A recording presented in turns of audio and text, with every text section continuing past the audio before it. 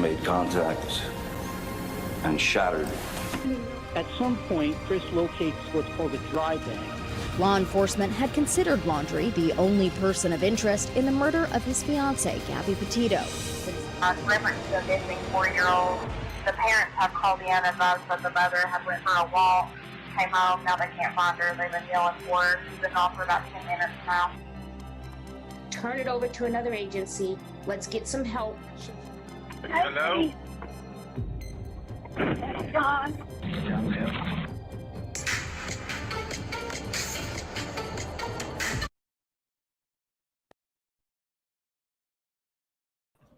Good morning, everybody. Thank you for being here for another ATS live stream. Today, we are talking about the 4 Idaho students who were brutally murdered. And it's my first live stream on the case. I've taken some time to gather up some things that I was hoping that you guys would like me to present to you. It's just some visuals from some interviews with the family, interviews with law enforcement, updates from law enforcement, and just an updated timeline since the case has been ever so changing literally by the day. I've been following a lot of good coverage on CDT, Duty Run. You guys have just all done a really good job. Lots of other channels I've popped in and out of chats too, and just been behind the scenes editing this stuff for you guys, and I hope you really like it. What I want to do today is just go through some highlights in the case, highlights from law enforcement, and updated information from law enforcement, and even the media has updated some information. A lot of misinformation was going around, a lot of confusion was going around.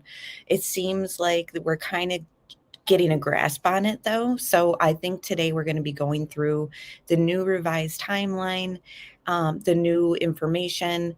It appears that this was not very well executed or calculated. So we're hearing it was very sloppy. So that could be good news for the case and for the forensics teams and just for justice for these young adults.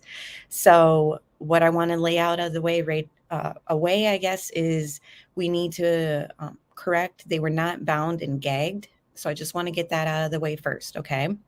And we've got a list of people who are not involved, and then we've just got a lot of questions still. So what I have is a pre-recorded timeline with updates, and then it's going to transition to some highlights from the presser yesterday, not the entire press conference. I just picked out the highlights, and then it'll go into interviews with the family, but not the entire interviews, just the highlights. That's basically what this is, guys. You won't be hearing the exact same thing you've been hearing in other streams, like with the same interviews and stuff. I've picked apart important details that I think are important. You guys might not, or if you guys have other insight, then let me know. Comment down below. If you're watching on replay, fill me in on stuff. Like I said, I've been following this behind the scenes while I moderate other people's chats. So it's all new. Obviously, it's only like a week old. Lots of questions still. I just wanted to say hello to Melmac and allegedly. Hello, everybody. Thank you for being here. Karen, it's so good to see you. And Evil CJ, good to see you. And good morning, everybody. Nguyen, good to see you. 2 a.m. there. Thank you for being up with us. I hope we help you fall asleep at least. You should get some rest, but we do want you here. But thank you guys for being here. Trippy Dead, good to see you. So, all right. I guess what I want to do is just get right into it. So let's just get the updated information. Some of this information that is pre-recorded that will be read actually came out after the press conference. So some of it has been even more updated than the press conference did. So we shall play that. And then, like I said, it'll transition into other highlights in the case. And then once that segment is over, I'll come back and we'll just go through the drone footage and some crime scene photos of the forensics team at the scene, okay? And if you haven't hit that like, give me a like. It's much appreciated. Good morning, Florida Bass Fishing and Marshall Dove. Good to see you. Hi, Jessie Lynn. Yeah, the press conference was anticlimactic for sure. Saturday, November 12th at 8 p.m., Ethan and Xana, who were dating were at a party at Sigma Chi fraternity on campus Saturday night. Ethan was a member of Sigma Chi. 10 p.m. to 1:30 a.m. Kaylee and Madison were at a corner club bar in downtown Moscow, which describes itself as a dive sports local bar. Sunday, November 13th at 1 a.m., police believe the two surviving roommates had returned home by this time. Both had been out in Moscow community but were not together. They may not have woken up until late Sunday morning, according to police. 1:40 a.m., Twitch live stream appeared to show Kaylee and Madison buying food at a downtown food truck called the Grub Wandering Kitchen, also known as Grub Truck. Grub Wandering Kitchen was parked at 318 South Main Street, about 0.2 miles south of the Corner Club. 1:45 to 2 a.m., Kaylee and Madison used a private party to ride home from the food truck. All four victims were back at the 6-bedroom house on Kine Road sometime in the neighborhood of 1:45 a.m. Sunday, according to a map provided by Moscow Police Department. 2 a.m. to 5 a.m., this is when Latah County coroner said the homicides occurred. Moscow mayor previously told the Statesman that the police told him they believed the deaths were 3 to 4 a.m. At 2:26 a.m., Kaylee starts to call Jack. Kaylee calls Jack 6 times between 2:26 a.m. and 2:44 a.m. From 2:44 to 2:52, Maddie calls Jack 3 times, then Kaylee makes a final call to him at 2:52 a.m. 2 roommates were home at the time of the killings, police have said. The roommates heard something, according to Chapin's mother, Stacy, though she did not get into details. The roommates are being cooperative and may be key to solving the crime. Potentially they are witnesses, potentially they are victims. Police also added, we're not just focusing on them, we're focusing on everybody that may be coming and going from their residence. 11:58 a.m. on Sunday, Moscow police received a call about an unconscious person at home on King Road near the University of Idaho. Officers arrived shortly after and found the bodies of 4 victims on the 2nd and 3rd floor. 3:07 p.m., the university posted an alert on social media that said police were investigating a homicide on King Road. The post said the suspect was not known and advised students to stay away from the area and shelter in place. Tuesday, November 15th, 9:27 a.m., Moscow police confirmed in a press release that an edged weapon such as a knife had been used to kill the victims, but the weapon had not been located. The department continued to tell the community there was no immediate threat.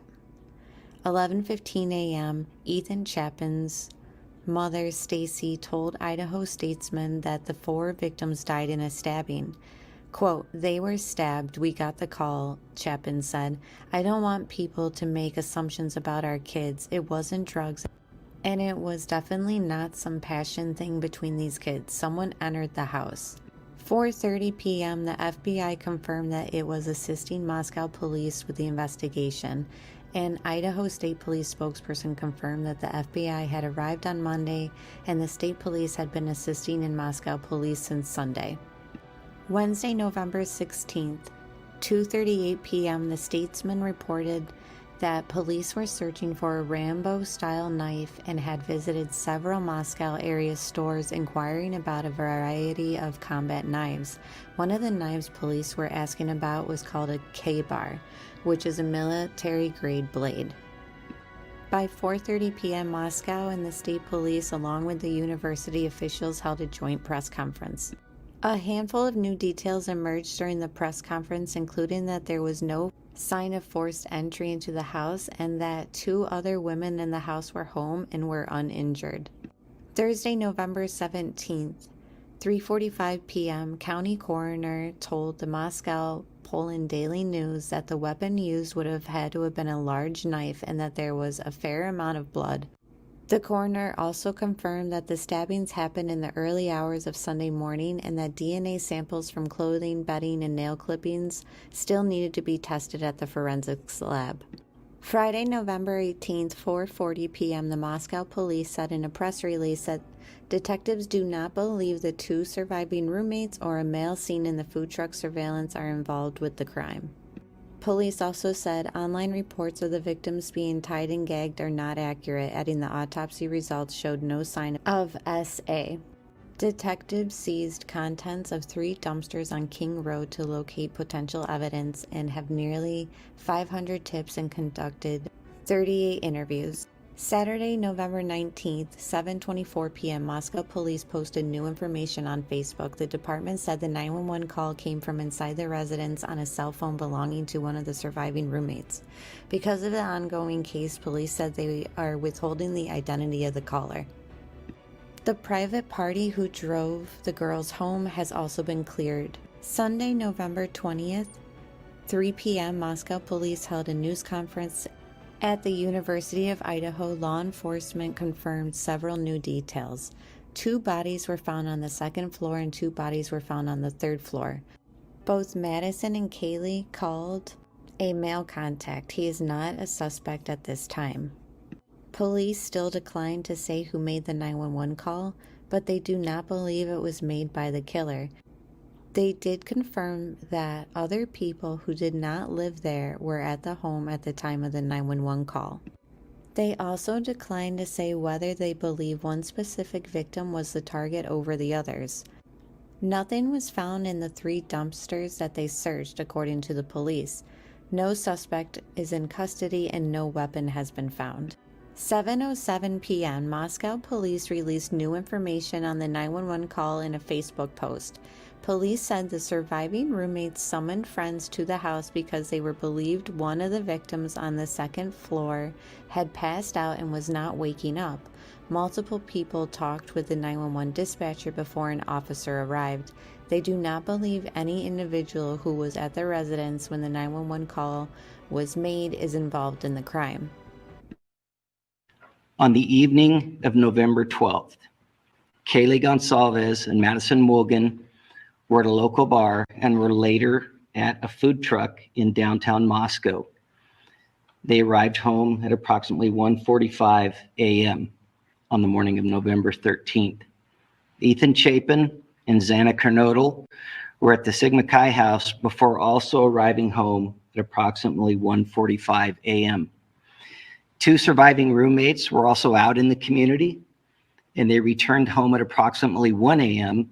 and did not wake up until later that morning. On the morning of November 13th, at 11:58 a.m., a 911 call was placed to the Whitcomb Dispatch Center reporting an unconscious person. The call originated from inside the residence and was made from the phone of one of the surviving roommates. Moscow Police Department officers responded and located 4 victims, 2 on the 2nd floor and 2 on the 3rd floor. The Latah County coroners conducted autopsies, and detectives have been provided with the results of those autopsies. We know that the autopsies confirmed the identity of the 4 victims, determined the cause and manner of death as homicide by stabbing, and determined that it was likely all 4 victims who were asleep during the attack. Some of the victims had defensive wounds, and each victim was stabbed multiple times. There was no sign of sexual assault. Investigators have determined 2 areas of interest within the city and have provided maps which are on our Facebook page and on our website. And these are areas that they have canvassed for additional surveillance video and tips and have contacted several residents in the areas. The areas are generally south of Taylor Avenue to Palouse River Drive and west of Highway 95. Detectives have also canvassed several other neighborhoods looking for evidence, looking for additional surveillance video, and contacting residents and speaking to them to see if they may have heard or seen something. I want to address several areas of speculation, conjecture, and misinformation that has circulated on social media platforms and otherwise. We do not believe the following individuals are involved in this crime: the 2 surviving roommates, a male seen at the grub truck food vendor downtown, specifically wearing a white hoodie, a private party who provided rides home to Kaylee and Madison in the early morning hour of November 13th. Additionally, the identity of the 911 caller and the 911 call have not been released. So any information out there is speculation about that. Investigators are aware that multiple phone calls from Madison and Kaylee's phone were made to a male subject. Any online reports stating that the victims had been tied and gagged are not accurate. Detectives seized the contents of 3 dumpsters on King Road and searched those dumpsters in an effort to find additional evidence, but nothing of note was discovered. Early in the investigation, local businesses were canvassed in an effort to see if any fixed blade type knives may have recently been purchased. And currently, there are no suspects in custody, and we have not located a weapon.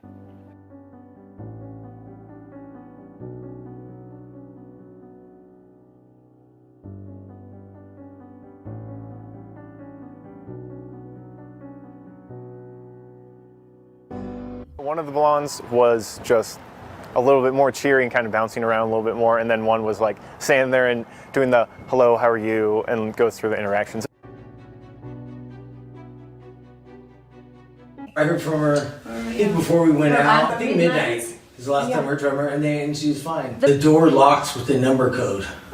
Every time you open it, like I had to go around the house to get in the house because of the number code. So they either knew that or they just kind of went around and found the slider open.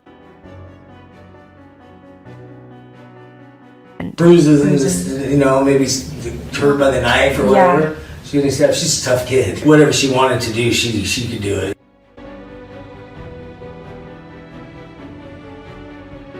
They have not confirmed that they have DNA from this person. They just said that they have a ton of evidence. It's all digital information. They're telling us that there's so much evidence that it's going to take a lot of time to process it all. This wasn't like a pinpoint crime. This person was sloppy. He did whatever. When I say he, obviously you can't say that. That's just me. But he made a mess, and there's a mess there, and they're going to have to go through that point by point, and that's going to take a lot of time. That's why they reached out to other facilities to help them with that lab work. They do have a mobile unit on site that they said that they're able to really expedite things with this mobile unit.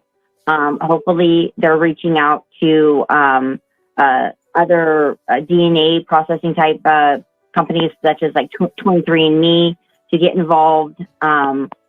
They have not confirmed that they have DNA from this person. They just said that they have a ton of evidence. And evidently today with the new task force, the new FBI task force on site, they said that they were able to pull a ton of evidence from the house today. Yeah. And they're processing that. So it just takes time. Do you have any clue that they may be unsafe on the campus? Was there any indication? Absolutely not. And if they were, we would have told Kaylee to come home immediately. And same with Maddie. Our son went to that college. No, absolutely not. My daughter was aware of her environment. Very aware. She turned her camera on. She would film when she thought somebody was following her out of a mall parking lot or a grocery store. She was very aware that she was a pretty girl and that, it could attract some problems. So she was alert. She was a streetwise child. She herself was a web sleuth, literally through and through. Listen to, which is just so ironic and just so surreal in all of it. Just very, sad for families when she'd hear about this type of stuff happening. Like, Mom, did you hear about that? Or Mom, did you hear about that? Keep track of it. And she was very well of her surroundings, very well. I mean, she would think somebody was following her, and she would call me and say, Mom, I think there's somebody following me. And I'm like, well, Kaylee, call the police, and then she'd say, oh, never mind. They just turned into 7-Eleven. She was aware, and very aware. And she locked her doors at night, and she locked her car. Kaylee was home, had just been home, so we are so thankful that she had just been home for a week and a half. She just bought a brand new vehicle for herself, her first vehicle. She had planned a trip. She was planning on backpacking across Europe for the month of January, starting her new job in February with this internship that she had done, wound up offering her a full-time, very well-paid position that she was very excited to take. And she was with us for the last week and a half. She went home Friday to literally go show off her new vehicle. And we will never stop looking for who killed him. Keep hearing this name, Jack, and phone calls going back and forth. Can you tell us anything about that? We love Jack. Absolutely love Jack. We stand behind Jack 1,000%. Jack was Kaylee's boyfriend for many years. They just recently broke up. There was no animosity at all. It was a breakup on Kaylee's point. It was not, they still talked every single day. Kaylee just thought that she needed a little break. They were on ends of getting back together. Kaylee talked to Jack the whole time she was here for that week and a half. One of her last messages, she reached out to Jack and said, Jack, get back to me. And he didn't. She goes, we share a dog together, which they did. She's like, you need to reach out to me. So please come over. Please come over. She was wanting Jack to come over.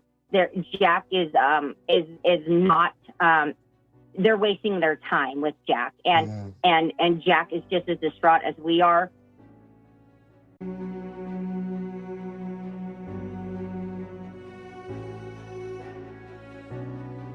Investigators have learned that a physical struggle took place before the murders happened. Police said it appeared to be a targeted attack, but did not explain why. The killer, for some reason, bypassed the rooms where the two young survivors were sleeping. Her story was they heard partying, they heard noise, but they just, as usual, said, there's partying going on. They locked the door.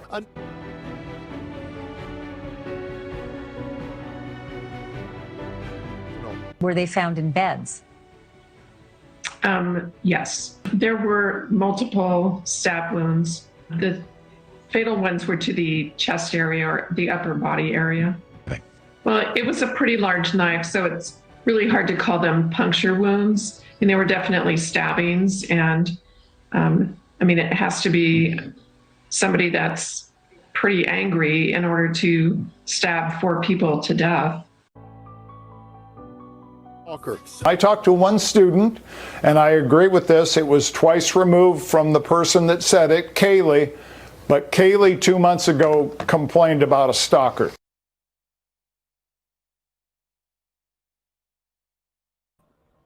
All right, everybody. Thank you again for being here. I hope you like those highlights that I put together and the new updated timeline and information after the press conference that happened yesterday. So let me just, before I come back on camera and go through this drone footage with you guys, and then we're going to go through some crime scene photos, I do want to kind of talk about some things that stood out in those clips.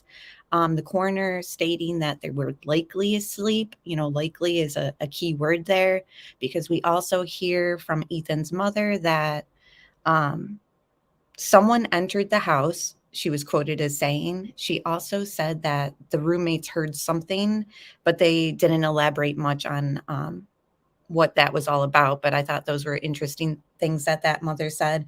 And then Kaylee's mother stated that there is a lot of evidence and a lot of digital evidence. So that's good. They said that they were sloppy. There's a lot of forensics to process. This obviously was not calculated. It was premeditated, in my opinion, but it seems like the cops are telling the family, like, it's going to take time. We have to do some lab work. We got to do this and that. But from what we're looking at, it was super sloppy. So that's good news. We also heard in the beginning part where that timeline was that They updated the information about the 911 call while still keeping the caller anonymous. We do not know who called 911. We do know that it came from one of the surviving roommates' phone, and that call came from inside the house. So many have speculated that roommate woke up, seen the scene, went outside, passed out.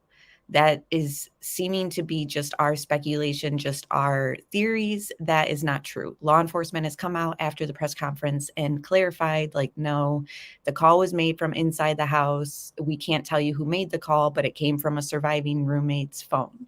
So they've also stated in the press conference, which I thought was sort of like an obvious fact, they said somebody came over to the house after everyone had gotten home. And it's like, yeah, the killer. But I don't know if they are like aware of certain people 100% that were there. Again, I kind of flashed through and showed you guys some Venmo transactions that have been circulating. These Venmo transactions, I can't explain it. So I just added it in there. And, people have already speculated on what they mean and all that. So if you guys have anything to say about the Venmo screenshots, please comment down below or in chat. Let me know. Let me see what else I wrote down. Okay, so in the timeline and that information in the beginning of the stream that came out after the press conference, I was reading something that came out after. It stated that Jack, the ex-boyfriend, is not a suspect at this time. Now, he wasn't listed by that one officer at the press conference as not a suspect, from what I heard. You guys let me know if I misheard. Send me the link in the minute mark. And, I just never heard him specify about Jack, the ex-boyfriend. I just heard that information was coming out after that saying Jack was not a suspect at this time. They stated that the food truck guy, the one that everyone is honed in on, is not a suspect at this time. And they stated that the private party that drove them home, that person is not a suspect at this time. Let me go back and show if I can find it, because it's hard to kind of like rewind. Let me see if I could pull those Venmo things. Well, either way, the Venmo stuff, there's not much to elaborate for me because I just don't know like exactly how to explain it. But what I do have is this. These are just notes taken from people in groups who have shared them. So it says, Ethan paid Jack at 11:40 p.m. Venmo requires you to put something in for the payment for you, but you can put whatever you want. He just says thanks. So it could be for anything, maybe for something at the frat party, like beer or whatever Xana and him had prior. I'm sure law enforcement has already looked into this, as the money was sent just hours before the murders occur. So you can look up people's Venmo information if they have their information public. Apparently, Ethan and Jack and Kaylee, well, Ethan did, and you can see his transactions. So that was shown earlier in the stream. Again, I don't have much information based on it, but we do know that Ethan paid Jack $6, and somebody is saying in my notes that they thought the payment was being weird or something because they opened the GoFundMe page or whatever and contributed $20 more. I'm not sure, guys. I don't know much about the Venmo stuff, but I included it in there because it sort of gives an indication of what was going on around that time that night, but I can't, elaborate much. So what else? Let me see in my notes that I noted. So it also said that no one who made the 911 calls, no one who was in the house during the 911 calls is a suspect. So we still don't know who made the call, but apparently they're saying it wasn't the killer. The mother, I believe it was Kaylee's parents, were speaking about how safe the area is. And since we know from public records, they haven't had a homicide since 2015, it appears that would be true. We do know, and I shared on screen, that somebody on campus was seen with an edged weapon weeks ago, I believe in September.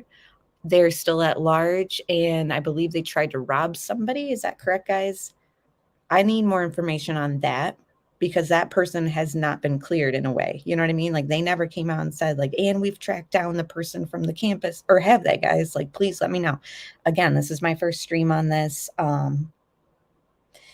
So the mother also, Kaylee's mother also said that they're hoping to get some help from some DNA companies like 23andMe.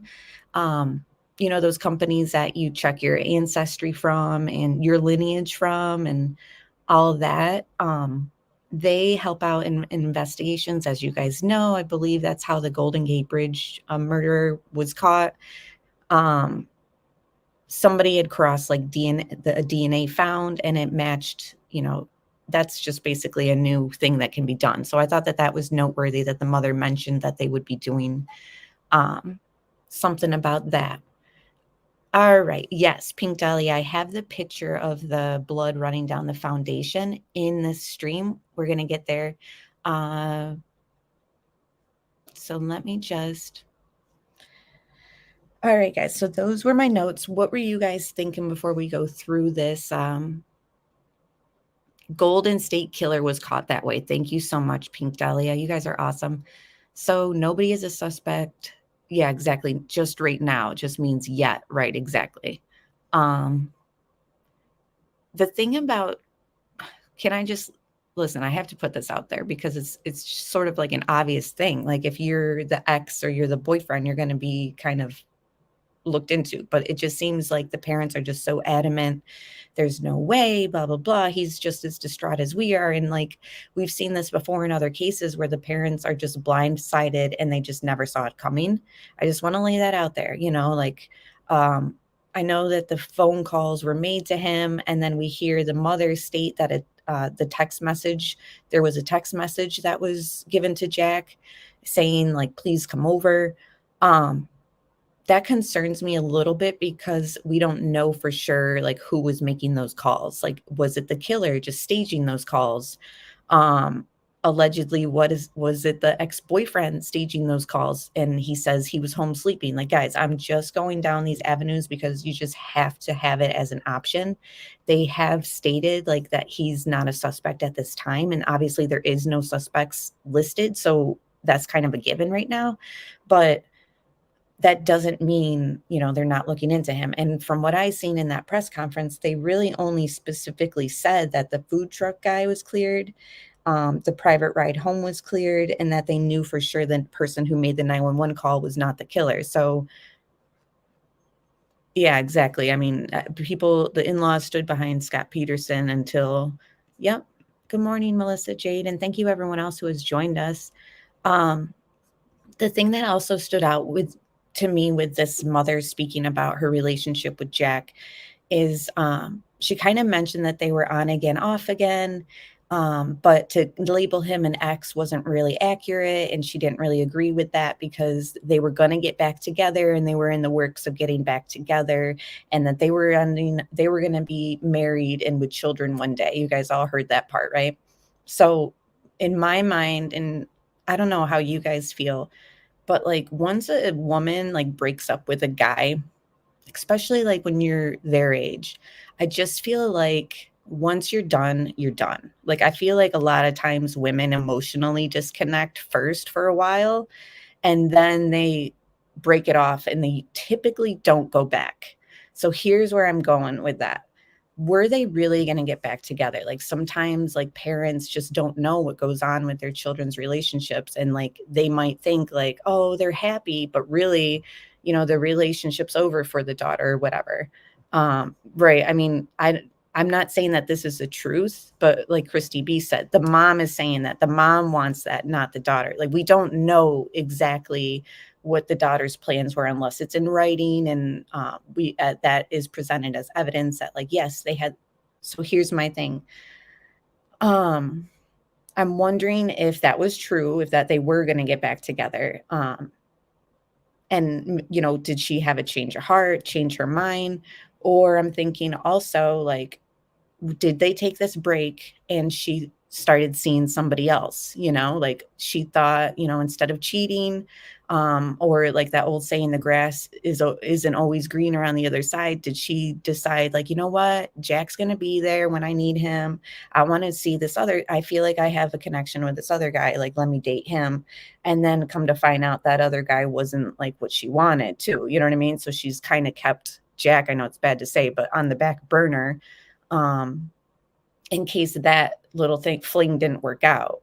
So I'm just thinking, like, then was that fling mad that she decided, like, no, I'm getting back together with Jack? Like, I'm just speculating, guys. And I know that they said, like, refrain from doing lots of speculation, but I'm just trying to figure out what the parents were saying in those interviews. And I think that there were interesting tidbits that she was saying. And it's like, was Jack really going to be the end all be all for her? Or, was there somebody else who was mad that she was getting back with Jack? You know what I mean? So is it somebody who, like, did also, like, you think about Ethan, like, why was he killed? Was he in the way of somebody else who was the target? They never really specified who was the target. And like, when they were pressed on that, they really danced around it. To me, that means that they know that one of them really was the target and the other ones might have just been collateral damage, or not the main target. Like, we just don't know, like, who was the target, but they believe it was targeted. So it's just very confusing. So I'm thinking, like, was Ethan somebody who was like telling Kaylee or whoever, like, I don't like this guy really. I think you should get back with Jack. We like Jack, or, was something kind of like said, I don't know, like, because like, why are they all targeted? It's like, if Kaylee had this stalker too, like, in my mind, wouldn't the stalker just, know her schedule and know when she's alone and just stalk her when she's alone and kill her? Like, I don't know, guys. The other thing that kind of stood out to me too in that interview with the mother, she stated that Kaylee had the new vehicle and she was just home. So I'm like, the fact that she went home for like a week, I'm wondering, like, did something happen before she went back home? Like, something in, like, on campus or in her private life happened, and somebody gets set off or pissed, and she goes home, and that gives the killer time to like premeditate this. She's out of reach, so they're just like home. I don't know, guys. The whole thing about her going home for a little bit and then going back to this area, and I'm hearing it was to show off her new car, which is good for her. You know what I mean? I'm just kind of like stumped, like, with the timing of everything, because the knife was used and, it's not just a little pocket knife that you carry around. Like, this was obviously premeditated. So I'm just like thinking, yeah, was the click the target? I was thinking that too. And Marshall Dove, I'm so sorry I didn't see. I'm like so all over the place and like wrapped up in this rabbit hole of this case. I didn't see your super chat. Thank you so much. Appreciate these so much, Amber. Keep up the awesome work. Thank you. That means so much to me. I really appreciate the super chat. And I like knowing that you guys appreciate what I'm editing and all that for you guys, because I like to present something good. Thank you again for the super chat, Beckfest. They said specifically, white hoodie guy at food truck was not a suspect at this time. Creepy guy wore something else, right? Thank you for that. I really appreciate that. I don't know. People were saying that it was a white hoodie underneath like a brown jacket. I thought it was a gray hoodie. But again, everyone's kind of CCTV footage and filters of it, like trying to enhance it or whatever, has made the colors not as crisp and clear to me. But they're claiming that that food truck guy is the white hoodie creepy guy in the white, in the footage. So no, wait, creepy guy is the white hoodie with a coat on top, right? Yeah. They said Jack just didn't answer the phone because he was sleeping, but I don't know, guys. I know I'm there with you. Like, I know the family is just like, no, absolutely not. But, crime of passion, they keep saying, also targeted, they keep saying. It's just got my head everywhere, guys. It's like, is it the ex? Is it some other guy in between the ex? I don't know, guys. But let me try to think before we, okay, so Where are the bloody clothes? I'm just looking at my notes, and guys, you won't believe it, but I've had this notebook since I was a hostess, so I must have been like 19. Somebody gave it to me. I've used it for true crime. I've got cases on cases in here. I just finished it. So you guys don't even know. Like I'm 34. I've had this notebook since like 1920. So that's a long time to have a notebook. So I can't believe I finished all the pages, but my notes of it pretty much say, where is the bloody clothes? It looked like they were checking footprints out back. I'm assuming people speculate he left on foot. What are you guys thinking? And that's pretty much what I wanted to go through this footage for, is to kind of see, because people have said they left out the back, or they went out the back, or they came in through the back. Where are you guys thinking? Like, was it somebody they knew and like that came over? You know what I mean? Like it wasn't somebody that snuck in. Like, was it just somebody that they trusted and walked in? Because a lot of people are saying that there's a screen on the floor, which we have pictures of. They must have went through the window or left out the window. Like, I'm more inclined to think that they left out the window as to not touch anything. But I'm almost thinking like they trusted him enough, whoever this person is, that they just maybe let him in. Or they had the keypad. What are you guys thinking? So the behavioral unit from the FBI is there, as we well know. I have heard over, I think, 49 FBI agents, and that's not including other agencies on the case, are assisting. So some of them, I think, were even stationed in Virginia. So there's a lot of resources going around here. The killer likely slipped on the blood, in my opinion. A lot of people had the code. I think it's someone who has been there before. I do too. I think it was definitely, personal, obviously. They either had the code themselves, which if they had the code, then are they, fingerprinting that keypad, which I'm sure they have, or did this person wear gloves? How deep of a premeditation is this? Hopefully there is some DNA. It sounds like they have it, but it does also sound like, by that mother's statement, that it's mostly digital forensics. Give me a second. Take a sip of coffee, guys.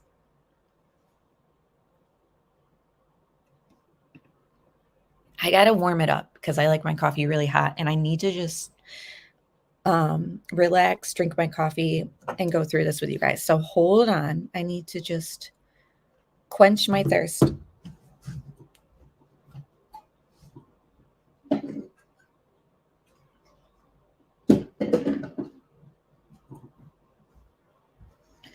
Now, whoever this was, not only did they likely slip, but you would think with the struggle that they're stating in certain sources, they state a struggle took place. And we heard Ethan's mother say that the roommates hinted at hearing something, but they thought, she didn't really elaborate much. But then that Mark Vernon guy said that the roommates heard something, but thought it was partying.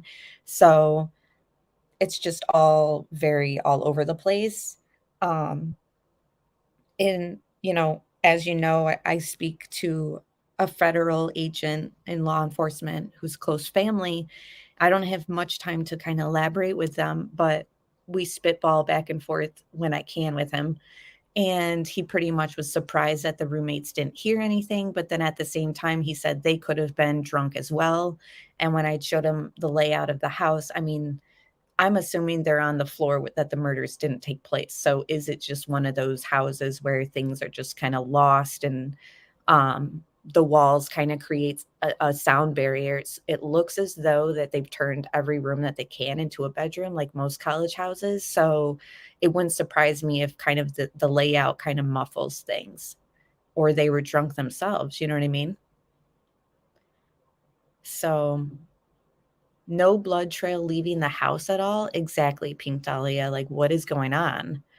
There has to be some sort of trail. I mean, would they have showered, do you guys think? That's what I'm like wondering, like how.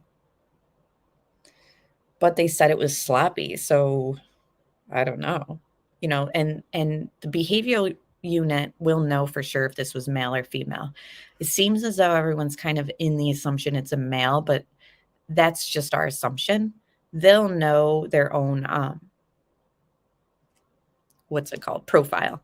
They'll also know if the killer was right or left-handed, which, you know, the majority of people are right-handed, but that's interesting in case it was something that, you know, that does help narrow things down. You know what I mean? You get a suspect in there and you're questioning them, come to find out, oh, they're left-handed.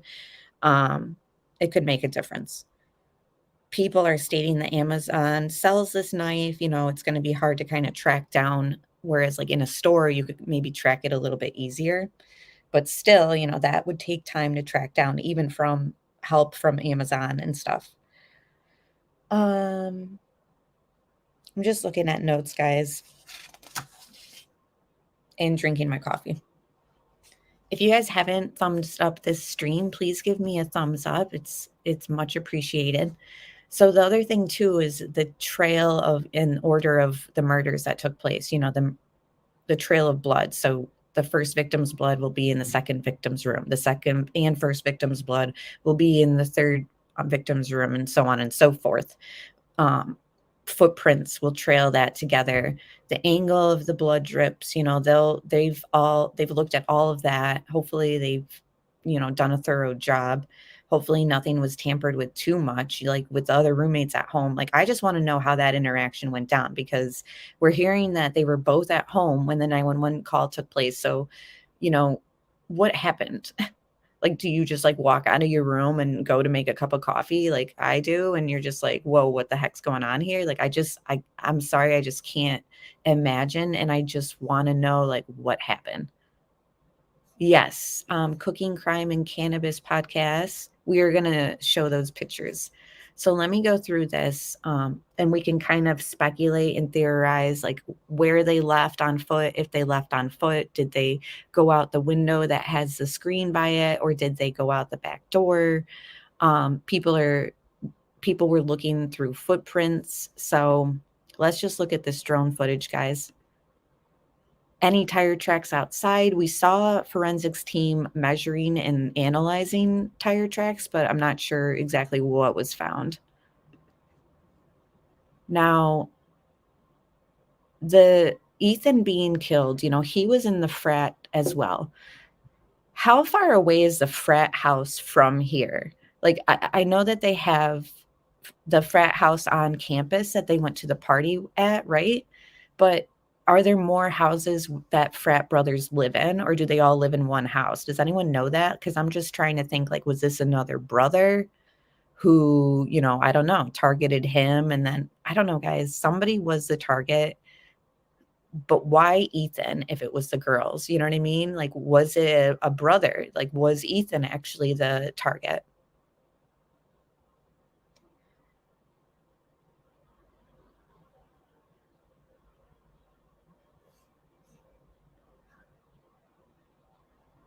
This is where, okay, so let me pause it real quick. I have the picture of the blood dripping, but first I'm showing you the drone footage, guys. That's where the blood was. Like, you can tell that it's been swabbed and swiped and a little bit of collection has taken place. It seems, in my opinion, it's kind of blurry at this angle, but it just looks like it was kind of not washed, but it just looks like it's been messed with. I don't know.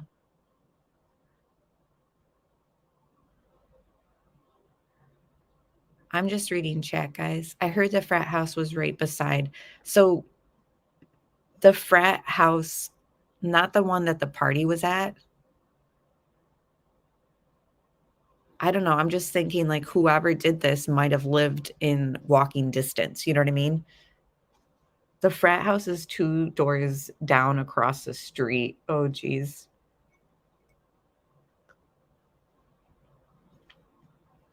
I'm not saying it was one of the brothers. I'm just saying, like, if he left on foot, he must have felt comfortable enough in the distance that he was at to go that far with blood on you and stuff. You know what I mean? Like, did he bring a change of clothes? They took 3 dumpsters, we know. Was anything found? They said nothing was found, but I don't know if it's professional. I don't, and they're stating, the family stating this was very sloppy. I just can't imagine this being, because think about it, guys, when you're stabbing someone, I'm sorry to get graphic, but like you're hitting bone at times too. Like, I know they said the fatal wounds were to the chest, but I mean, the killer could slip on blood or whatever. I mean, you can, whoever this was, I just don't think that they were like some stealth ninja, special operation type, calculated person. I think that this was just like, I don't know, they're just mad about something, don't know what. That's like the big question. But I just don't think that this is going to be like, oh, wow, like they're going to carry on and do this for years. Like it just seems very messy. Apparently, Lena, the cops had told the family that it was sloppy. So I don't know. I played the clip earlier. I want to say it was Kaylee's family.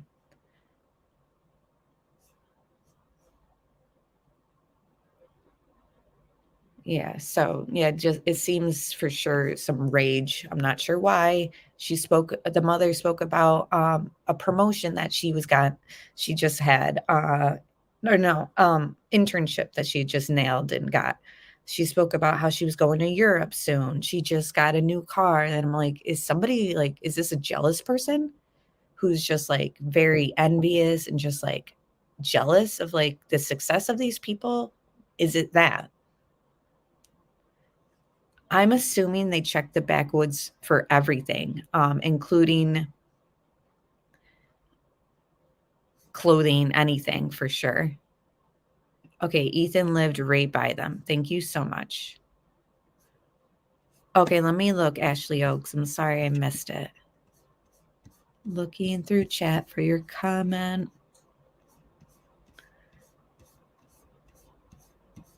Oh, I don't see it. Can you just say it again in chat and then I can read it like right here live?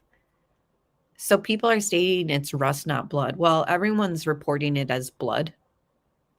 So, and they didn't clarify that as misinformation at the press conference. So I'm going to assume it's blood since that was not updated as speculation and all that, like they did with the other things going around. So I think we need to just accept that it's blood. When people are killed with that type of weapon, 4 of them, you're going to bleed out. Yeah, I mean, it's sad, but it seems to be true. Good morning, C-Dub. It's so good to see you. I think all arrows are starting to point at Jack, aside from Kaylee's family supporting him 2,000%, I know. And when I do my editing, it obviously shows like the visual that I'm editing, but it also shows the audio. It's hard to explain on the editing board, but pretty much when the family was asked about Jack in that little segment that we all played, there was like a little bit of a pause before, like you could see like the audio lines going up and down because the interviewer is asking, and then it was just dropped down in silence. And then the mother speaks up and she's like, we support him, blah, blah, blah, and this isn't him. And again, they could just be in denial, or it's for sure like he has nothing to do with it. You know what I mean?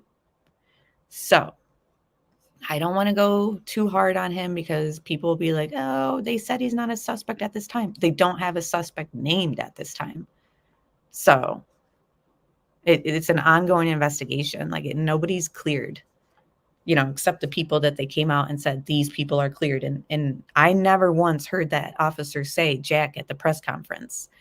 But then all of a sudden this stuff's coming out afterwards saying, no, he's not a suspect at this time. But guys, it's obvious because they don't have a suspect at this time. It doesn't mean that they're not interested in him. I mean, that's what the law enforcement agent said to me, like, who's Jack? And then I said, they're saying that he's not a suspect at this time. And all he said back was LOL. And then he also assured me that law enforcement probably have a lot more than what we know right now. So, I mean, that's obvious too. But again, it might not be the ex, We just don't know. All right, let's go through. So that was where the blood was, and I'm sticking by its blood. And thank you again, guys, for being here. I really appreciate you guys. Now, they did have some evidence markers at the back door. We also saw evidence markers inside the kitchen on a cabinet door, and I'll show you that visual once we get to it too. But thank you guys for being here. Really appreciate you guys being here. Now, this drone footage, I believe, was shot by Fox News. So this isn't like law enforcement's drone, I don't think. But they're just showing, you know, the layout. You can see law enforcement over there. I paused it to the left. It looks like they're sort of interested in that area. I don't know, like once it goes up into the air higher, you can see that it's like apartment complexes.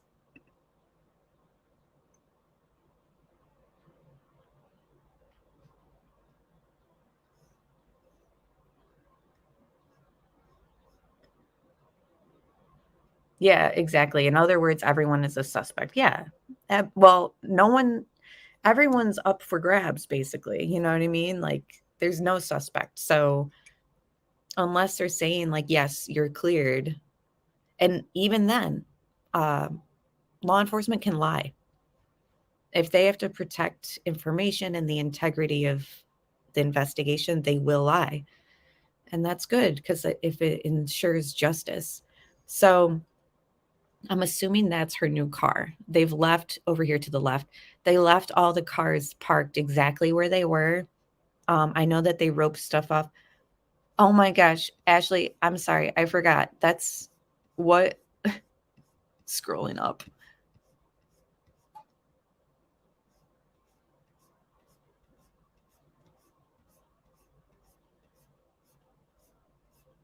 I totally missed your comment again. I'm really sorry. It's so hard to kind of like run the chat and everything. I'm sorry.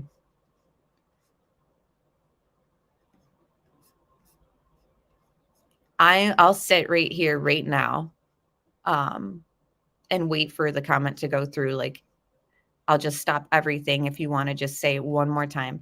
Karen said, makes me wonder if murder came prepared with hazmat suit and booties. I mean, it seems like some of this was premeditated, maybe not executed very well, but I don't know.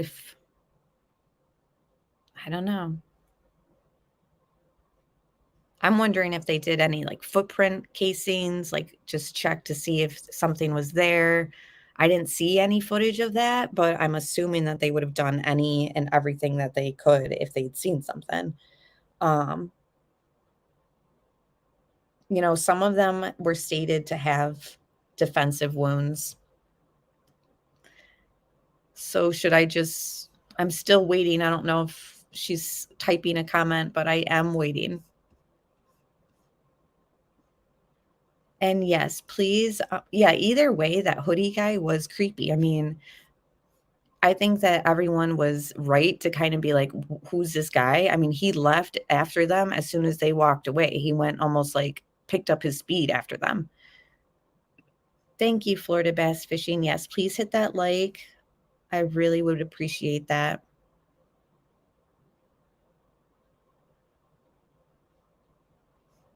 Blue Petunia said, y'all coming with your hazmat suit and booties theory. I know you were on Dolly's last night. Blowhorn, Betty, and Dolly keep going live on this with no and nothing but misinformation. No, there has been a lot of misinformation. I don't know why it's not showing up in chat. Is there a link attached to it? Because links don't show in chat. I don't know. I keep putting in chat. Why isn't it showing up? I'm not sure. Sometimes YouTube removes comments. If you're typing in all caps, they'll remove it. If you add a link, they'll remove it. I'm really not sure, but that's weird. I'm sorry. I knew I wasn't just like missing it because I kept scrolling. They did say that the coroner did state that some of the fatal wounds were to the chest, Mimi. If you actually go back in the live stream, which I realize like when we get to it, I'm going to end the live stream by playing those media clips and clips from law enforcement and the coroner so that it kind of ends with that information too. That's all updated. So yes, they have stated that the coroner did. So, but thank you, Mimi. I appreciate you trying. But I have seen that you're kind of starting stuff with people in chat this whole stream. So please just, if you don't agree, be kind still. She said upper body and chest. Isn't that what I said? Anyways, guys, carrying on to the drone footage. And I just want to thank all my, okay, so nope, no link, just not showing up for you. Ashley Oak says, I don't know. I'm seeing this comment. So I don't know. I really don't know why your comments aren't showing up. Is there a bunch of emojis in them? Because sometimes that won't come through either. Thank you, C-Dub. Trippy Dead said, I blocked Mimi. Do what you got to do. We're just trying to have a peaceful stream. So obviously people have seen the stools here. I just think that this was laid here to kind of let people know, like, don't walk through here. We're still processing stuff. Like, I don't think that the stools knocked over here means much because the first initial pictures didn't have it. And then suddenly they had them there. So I don't know. Like, I feel like maybe they're just airing things out. They've, obviously had to clean up, but I don't think that that's anything suspicious. I think that that was after.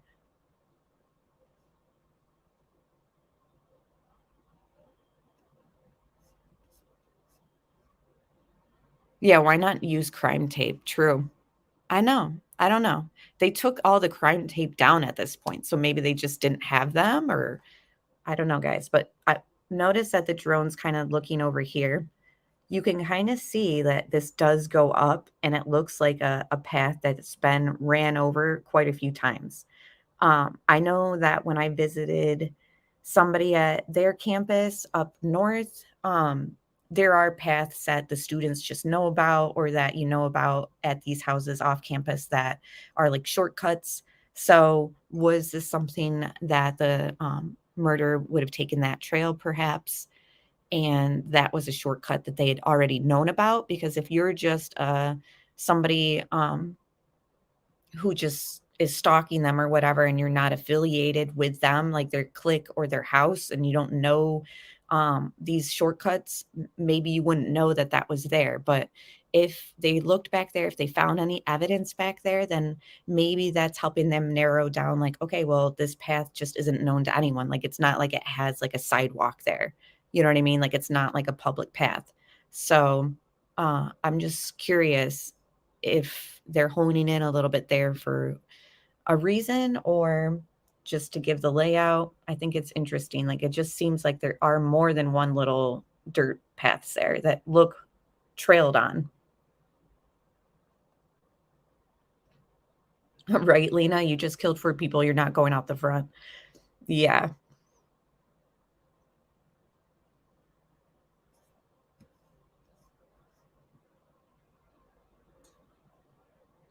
Yeah, you know what, Perry? I don't disagree there. Perry said the guy wearing all black who threatened students with a knife on campus is the best lead I've seen. He was on a pedal bike.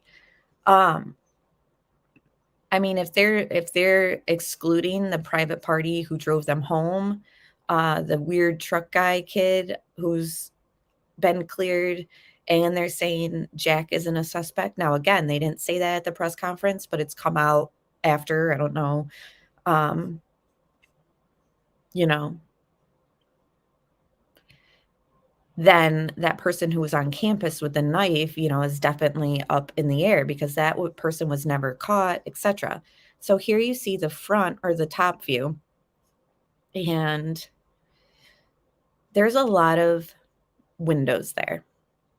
You know what I mean? Like too risky, I would think, for the assailant to run up that area. And I think that's where they collected the dumpsters, was sort of like in these people's trash cans or dumpsters. They took 3, so I don't know exactly where all of them were, but I do know that it would be very risky, and you guys let me know what you're thinking, for them to kind of run up through this parking lot with all these windows and all that. So what about the tire tracks, though? Vanessa says, true. I mean, what were those exactly? You know what I mean? Maybe he didn't leave on foot. Maybe he felt safe enough to just get in his car and get out of there quick. Where are the bloody clothes? Where's the weapon? You know what I mean? See, Julie, I heard that. Julie said, I thought Knife Guy turned himself in September. I heard that rumor. I have not seen anything. And before I went live, I really did try to find that, where it was like verified and like, yep, he's cleared. But that never was, that was never stated. Good morning, CDT. I've just heard it through the grapevine. So I don't know where that came from, where that verification is, but I've not seen anybody confirm, like, and plus, why would he come forward in September? I don't get that. I mean, maybe you're right. I'm not saying, but I'm right there with you. I heard that too. I heard he came forward and they knocked him off the list, but I've not seen any facts of that. So it's concerning that I'm hearing that he's marked off, because it's like, who's putting out that misinformation in a way? If it's misinformation, like, is it the perpetrator? Who is that guy? You know, I don't know, guys.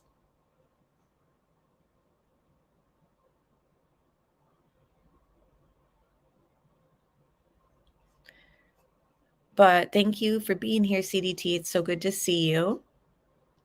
So somebody asked if Jack has been cleared. So they did not list him at the press conference as cleared. They listed person who called 911 is not the killer.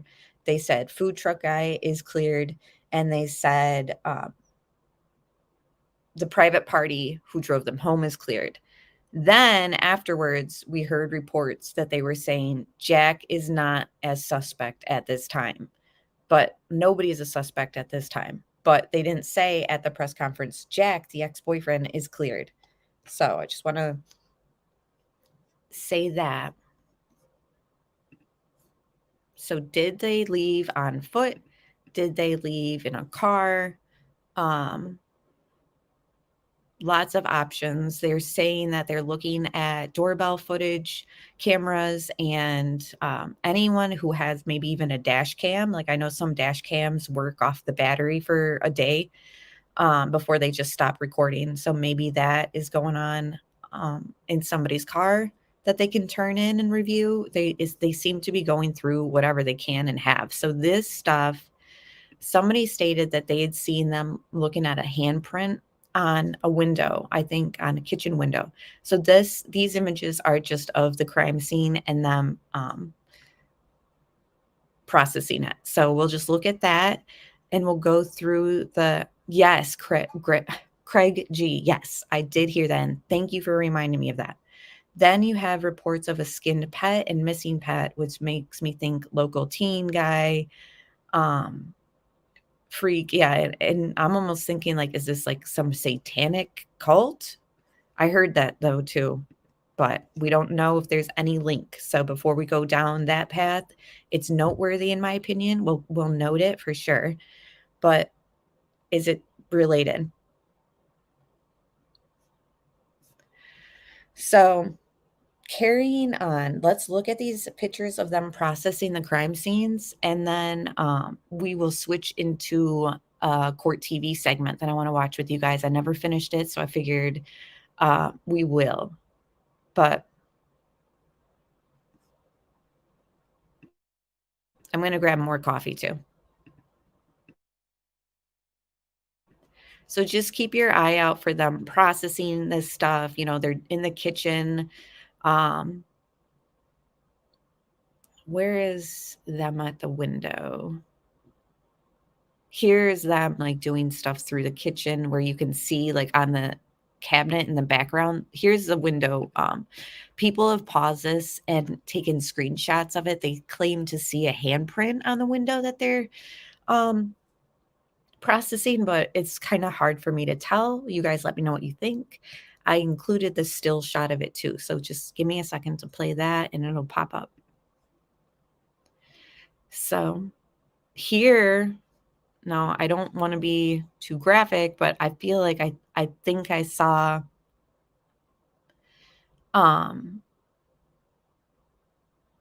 blood on the wall.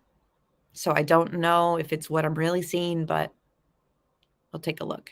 And of course, there would be blood on the wall. It's kind of obvious.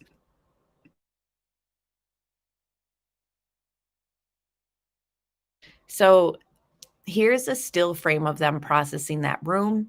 Somebody is saying that that's a handprint on the glass right behind or like above that shoulder there on the left. I don't know for sure. I don't know if it's a glare. I don't know if it's a handprint.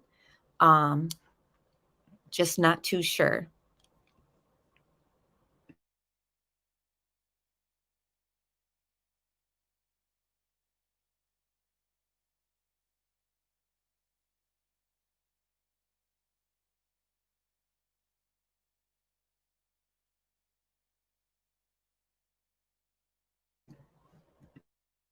And if you guys on replay see something, please comment down below. I'll check it out.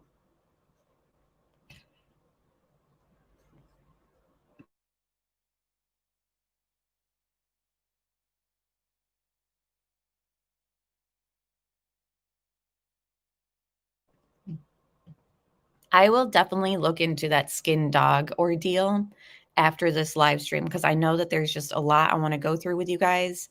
And that will definitely be something that we're going to jump down. We'll note it for this live stream so that everyone's aware of it.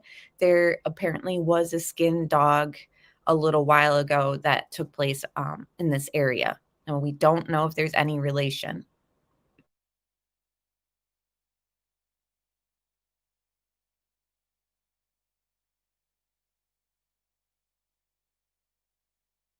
So the house is 6 bedrooms, 3 levels. The murders took place on the 2nd and 3rd floor. The roommates were home at the time, but law enforcement is stating they were not witnesses. They were just there. They've also stated this is a crime of passion. They said law enforcement knows who called 911, but they're not releasing it. They believe this is a targeted attack. They won't explain why, but they said that the totality of the evidence that they have thus far has made them still stand by the statement that this is a targeted attack. The blade, apparently I'm hearing, is around 6 to 8 inches long, and it's like an inch and a half wide.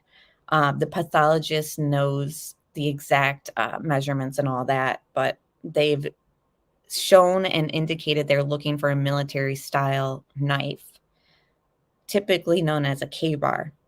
We're wondering, if the assailant has defensive wounds on him because some of the victims fought back. They are saying that they were likely asleep and that the murders took place, at first they said 3 to 4 a.m. Then it seems as though they're expanding that time to 3 to 5 a.m. So there was no burglary, forced entry, or robbery. The house is known as a party house, so apparently everyone had the entry pad to it. So it could be somebody who's obviously familiar to the scene, to the area, to the keypad, all that. They canceled classes. Now everyone's on Thanksgiving break. They have no suspect. There's no arrest. They are looking for the weapon, like I've stated. And let me look a little bit more. I'm wondering if this is an outdoorsy person or maybe they have military training or fishing, hunting trainer. I'm not really sure, but, to have that knife, I don't know. So on September 12th was when that vandal alert took place on the university. It pretty much said that there was somebody in a dressed in black, a white male, 18 to 22 years old, and they threatened somebody with an edged object. So I never heard anything about it. And then 2 months later, this stuff happens. So, was this, I'm thinking premeditated, doesn't seem like a crime of opportunity, although, we don't really know. Targeted crime scenes are different from psycho serial killer scenes. Thank you for that insight. And I'm sure there's something is leading them to believe this was just targeted. So Ethan and Xana were dating for about a year. 3 dumpsters taken. Prints were taken. Backsliding door. They had evidence markers. They had evidence markers on the cabinets in the kitchen. They had people measuring tire tracks. They took sheets in for evidence.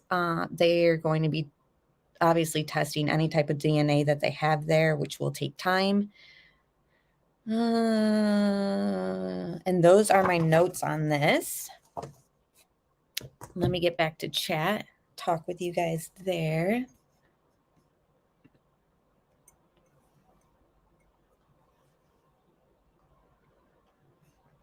And thank you to all my moderators. I really appreciate all you guys. And thank you everyone for being here. I think one girl probably stabbed way more, making them think it was targeted. It's something is leading them to that conclusion. They obviously are not going to tell the public everything, but I think we should trust that they have reason to believe it was targeted. So here's, oh crap, went too quick. That was the evidence marker on the cupboard. Hang on.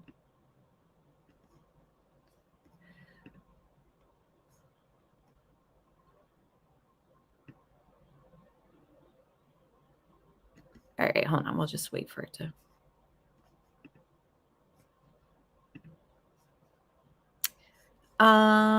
I think perpetrator was interrupted too, though. More people than he planned in the house, just my opinion. Definitely could be. It's kind of ballsy to take on like a whole house of people yourself, right? I see your comment there, Ashley. I don't know why. Okay, I see you tagged Mel Mac.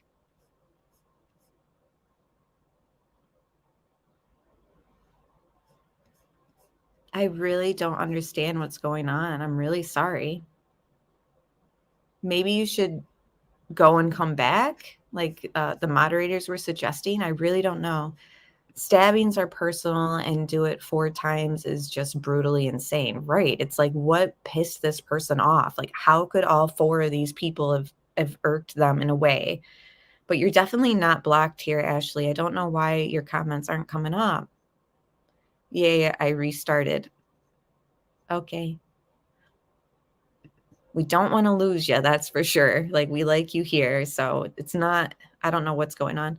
If it was targeted, why kill 4 people, though? That's what I'm not getting at. That's why I kind of speculated, which again, I'll reemphasize, this is just speculation, that was it somebody that she was seeing new, that was somebody new, and maybe all the friends were like, we don't really like this guy, or, if you're not feeling him, we support you getting back with Jack. You know what I mean? Like, I'm like, was there something that was like,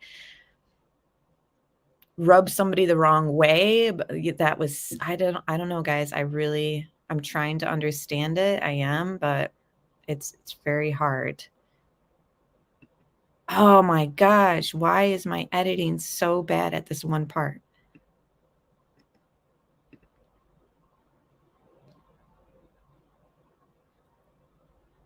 Okay, CDT, enjoy your time with your brother. I hope you guys have a good time hanging out. She'll be live later, guys, at 7:15 Eastern time. And I will be there. Okay, finally. So look here in the kitchen, evidence marker on the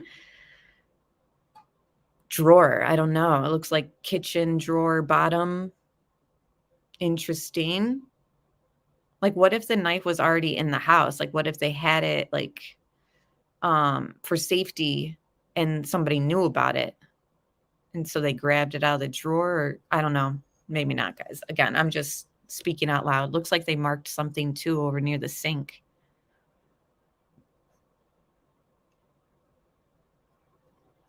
There's a big difference between targeted and personal. I just don't. I think the closest this perp is to the victims is a loose associate or neighbor. Interesting. Definitely could be. Maybe the killer planned on doing everyone in the house but got spooked before going further and bolted. I'm hearing that their roommates' doors were shut. So was there an attempt maybe?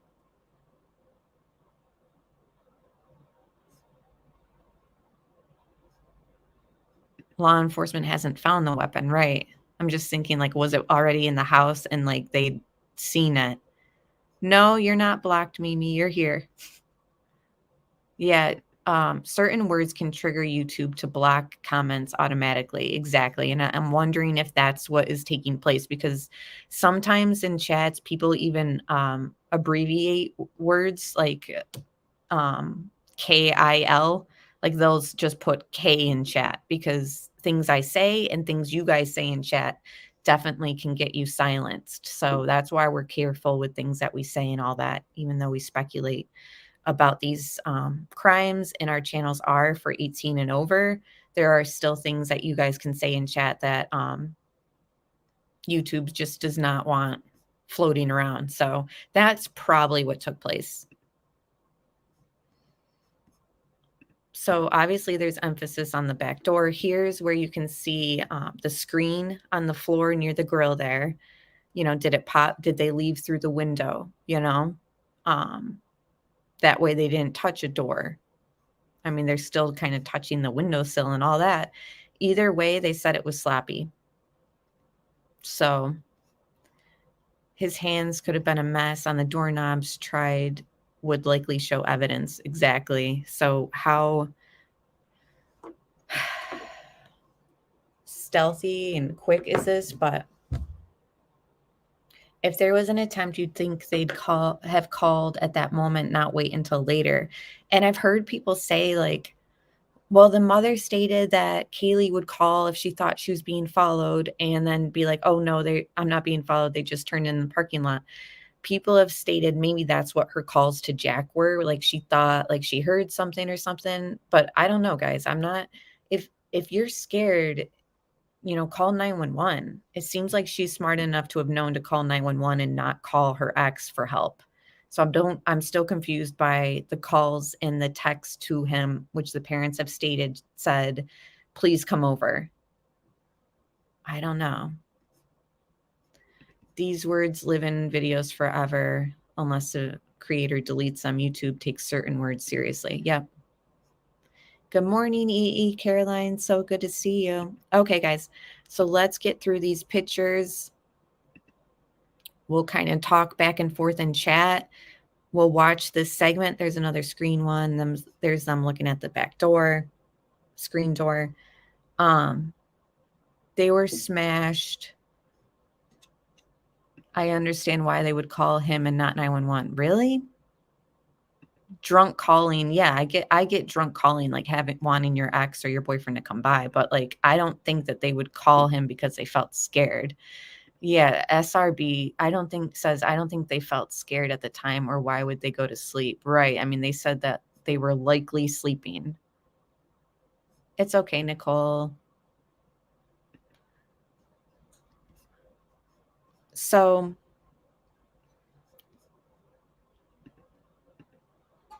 here's them in the kitchen.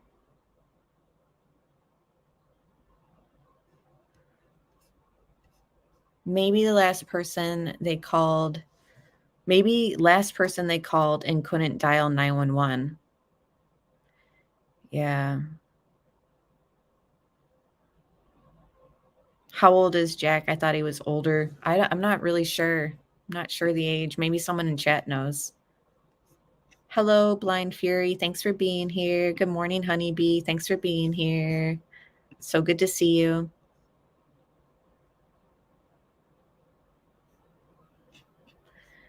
I thought they called him desperately for a reason. Needs to be found out why. Did they leave messages? Can they be retrieved? So all I know is he was asleep.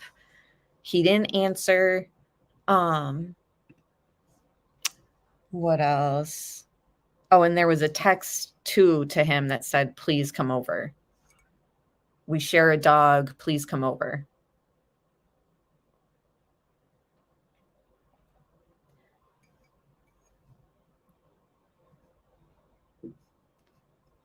I think she was missing her boyfriend and was drunk and calling and texting, using the dog as an excuse to talk. That's what it definitely seems like. Like trying to get his attention. Like I'm sure there's been more than one occasion where she's been like, why aren't you answering? Like we share a dog together. Like you can't just not respond to me type of talk, right? But then there's a part of me that thinks like, oh geez, were these just staged? You know what I mean? Like, I'm sorry, I have to go there. Was Jack the one sending these messages pretending to be his ex-girlfriend, and his phone is at his house in his bed so that it pings there and he's like, asleep, like he's said. I'm just saying that that's a theory. I'm not saying that that's the truth. So I want to make that clear. But it wouldn't be the first time that somebody felt like they could stage something. Yeah, exactly, Alicia. Like, something like that looks like the conversation. Like we share a dog. Like that looks very normal, right? Like he wasn't answering. So she tried to attempt to get his attention, and maybe she'd done stuff like that before in the past. And the other thing I'm thinking too is,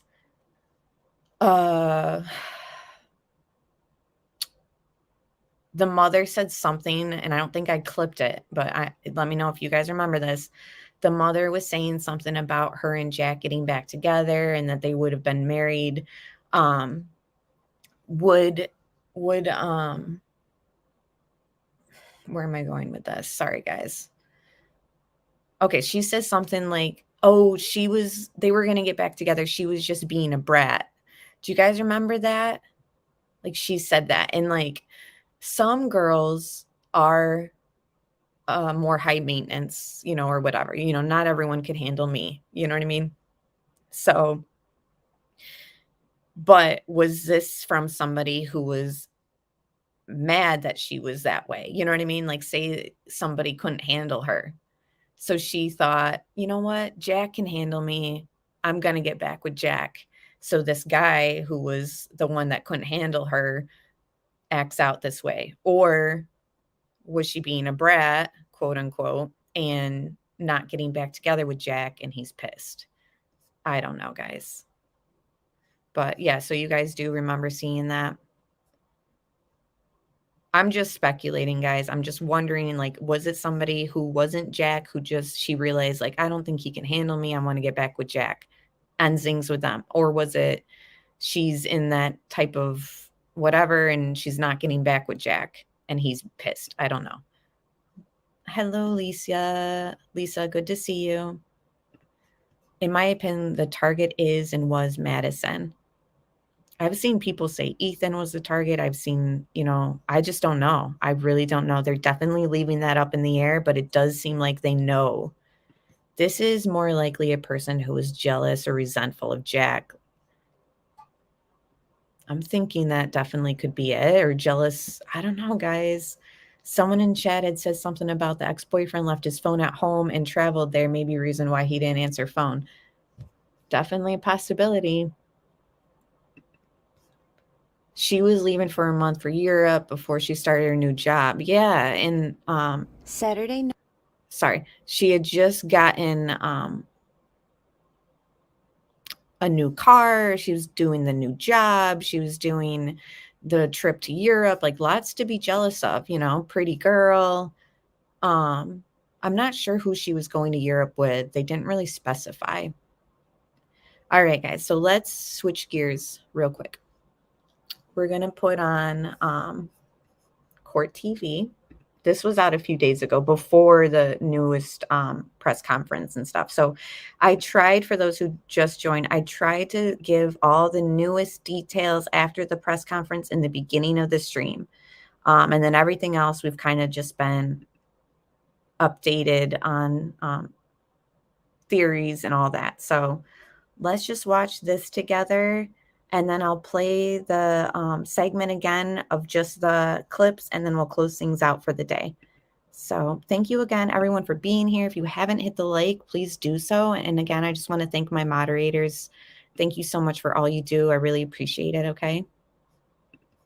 We have a developing situation in Idaho. The investigation continuing into the murder of 4 college students. Court TV legal correspondent Chanley Painter is joining us live tonight from outside that home. Chanley, you've been there all day, all night. What's happening? Hey, Vinny, I have some new updates from when I was on with you last, and that is the photographers, the crime scene investigators still inside this home at the time, because we can literally see them through the second-story window in their crime scene suits. You know, they cover themselves so they don't leave anything behind as they collect forensic evidence. We can see them up there on that second floor still working. But in the meantime, the third floor, there was the middle window on the third floor. The light was on when I was live with you last. Now the light is turned off on the third floor. But before we noticed the third floor window light, the light turn off through the window, there were photographers up there, like we witnessed on your show just moments ago on the second floor, CSI taking photos. As we can see now on the second floor, they're taking photos. So they're still actively working this scene. They've been here all day long. It's been roped off with crime scene tape. We see the victim's vehicle still parked out front. I just want to pause it there because Honeybee makes a good point. I think her boyfriend would be too obvious, and after some time apart, we miss each other usually. Yeah, I feel like it really could go either way. Like, you know, obviously he would have like defensive wounds on him, and as the family standing behind him, they must see like he doesn't have any markings on him. It wasn't him, you know? So I'm thinking like, yeah, maybe the boyfriend is too much of an obvious thing. That's why maybe it was somebody in between, like while they're on this break, maybe there was somebody else, or maybe this other person thought that he could have a chance with her. Maybe nothing never even happened between them, but they thought like, oh, well, now's my chance. And then come to find out she's getting back with Jack. And maybe they're like, oh, you know, pissed. But like Lena said, Scott Peterson's, Lacey's family trusted Scott and stood by Scott until Amber Fry information came out, which wasn't right away. So, you know, I feel like I'm stuck in between of Honeybee's comment, the boyfriend be too obvious, the family is saying it's not him. And then I'm also stuck between Lena's comment of, you know, there's been that case in the past that, you know, the family said no way. There's been other cases where the family said no way, and come to find out it was. So it's just too soon. Nobody's cleared unless they've been specified as cleared, which we've gone over at least 3 times already in this stream. So, you know, no suspects are listed right now. Front. We've seen investigators walk in and out of the front door of this home carrying giant boxes, I presume full of evidence. On the back side, we witnessed investigators, of course, taking out evidence from the back door, which is the second floor of this house, through a sliding door. They were actually dusting for fingerprints on the back window pane next to that sliding door. And this is almost a week after 4 University of Idaho students were found brutally murdered inside this home. And what we've been hearing in the report, what's being reported, is that 2 of the victims were on the second floor, where we see now the crime scene investigators collecting forensics, and on the third floor of this home is where they were actually located. We're all just want to pause it again. Honeybee said, wonder if it's someone called Jack's phone from theirs and knew he had just got back and tried to frame him. And it just made me think also, Honeybee, like, what if it's somebody who had known that Jack was asleep, you know? So they know that Jack's not going to answer, but they're kind of, like you said, trying to frame him or kind of be like, make it seem like, why would these last texts and calls to Jack? Obviously everyone, like, they are. And just like my source for law enforcement said, like, who's Jack? Maybe it is too obvious. So somebody is like setting him up. You know what I mean? Like, he's not going to answer. He's passed out. I'll call his phone and stage this stuff, and everyone will hone in on Jack because they last talked, or she called him last or was texting him last. Again, we're just speculating. So just a lot of questions still and not many answers. Yeah, exactly, Dolly. With so much blood, no, there had to have been footprints outside. I agree. It'd be shocking for there not to be a trail of something.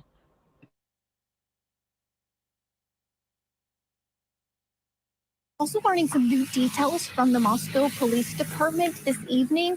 They're confirming that, of course, the 4 murdered inside were stabbed to death multiple times while they were likely asleep. Some had defensive wounds.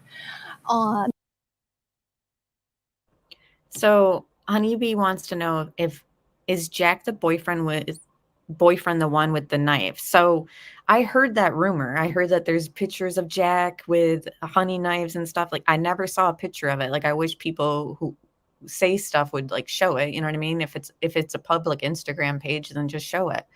But I have heard that. I never seen it myself.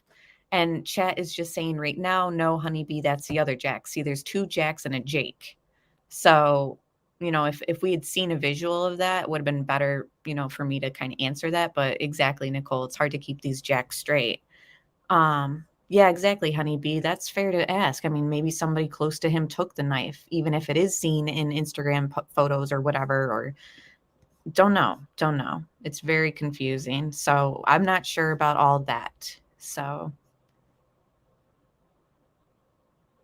Okay, so it's food truck guy Jack, not the boyfriend Jack, and it's on his Facebook. And we know food truck guy has been cleared. So that's a little bit updated information.